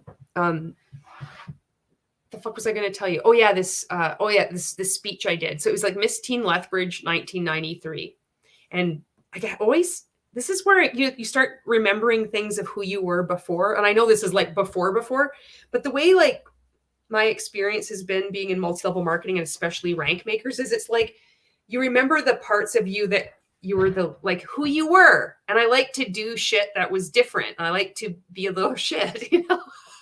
which I'm like rediscovering. And I was a little shit even when I was in Rank Makers and Monet, you know, and it's part of who I am. And maybe it's just being a little shit is not being completely obedient. Maybe that's all it is. But anyway, the speech I did, you had to do like a fucking speech, right? So you can imagine, like, it's so stupid. I remember I was wearing this purple sweatshirt, and it had like in neon letters, like fucking Miss Teen Lethbridge. And we did like this dance. We had to go to this dance studio and learn. And we had like top hats and stuff. I don't remember the routine, and I can't fucking dance. I had a really fun time like learning this routine. And so I chose about education. And so everybody's doing their speech, but I did a fucking like a cheer. And it was so uncomfortable. So you're in this stadium, and if you can just fucking imagine this. So like I go up to the fucking microphone, and everybody's like, "Hi, my name is Natalie, and my speech. Good evening, ladies and gentlemen. In our world today, we need to recycle more," or whatever. So then I fucking go up to the microphone, and all I say, I don't even say my name. I don't say good evening. This is what I fucking do. And this is what I remembered when somebody had said education. I'm like, education protects the nation. It's a cause for celebration. That's no lie. That's no bluff. To keep on learning is enough to solve a lot of the problems we have today. Education. Fuck. And there was fucking crickets. Nobody knew what the fuck to do. Like, you could have heard a pin drop, and then I just waited. And then like people started like the polite applause, right? I'm surprised I didn't get kicked out. Oh, fuck. Daisy says, I stopped being vegan like 5 or so years ago. Please, if you are making a big diet change, get your blood work done. It screwed me over not taking that step. Thank you for that advice. And then Daisy V says, you need a soundboard, Julie. Oh, shit. I need to figure out what a soundboard is. I'm barely making thumbnails. This is like, that's next level. I've got Jason Bourne on my YouTube Music that I pay $9.99 a month. And I listen to one song over and over and over again because fuck playlists. That's not how I roll. I've been lately listening to fucking John Bon Jovi every day. That's what it is. Thank you so much for being on here. I really appreciate you all hanging out with me, laughing, trying to bring like lightheartedness to these really difficult fucking topics and we've experienced, like people in religious cults, people in multi-level marketing, and we have these similar experiences. Humor is a way through, you know, and I think humor, it allows us to connect and it allows us to feel. It's like we can just let defenses down, and it's just, you can just be. And I really do think there's power and healing in that. And it's also a good way to, I think, educate. It's a way to education. Fuck. Daisy says, haha, same. I'm not that creative and technology is hard sometimes. And Janet says, this was fun. Thank you, Julie. Janet says, I love you all in a very culty way. I kind of want to leave a song here to like fade out with, like, it's so important. I did do like a playlist called YT for YouTube. Fuck. Oh man. I know this is what we'll do. We'll have this and I'll just like read some comments. Sam says, I've seen Bon Jovi 12 times. No way. You're lucky. That's cool. Caroline says, humor fixes a lot. Daisy says, thank you, Julie. It was a blast. Monica says, wow, that's awesome. Janet is requesting Slaughter. Then Slaughter it will be. And you know what it's going to be? It's going to be Fly to the Angels. Oh, fuck. I have lip synced to this song so many times on TikTok. If you look up that fucking audio clip, you're going to see me from fucking 2019 on with disco light filters in various stages of cringe. I love it. Let's get it up here.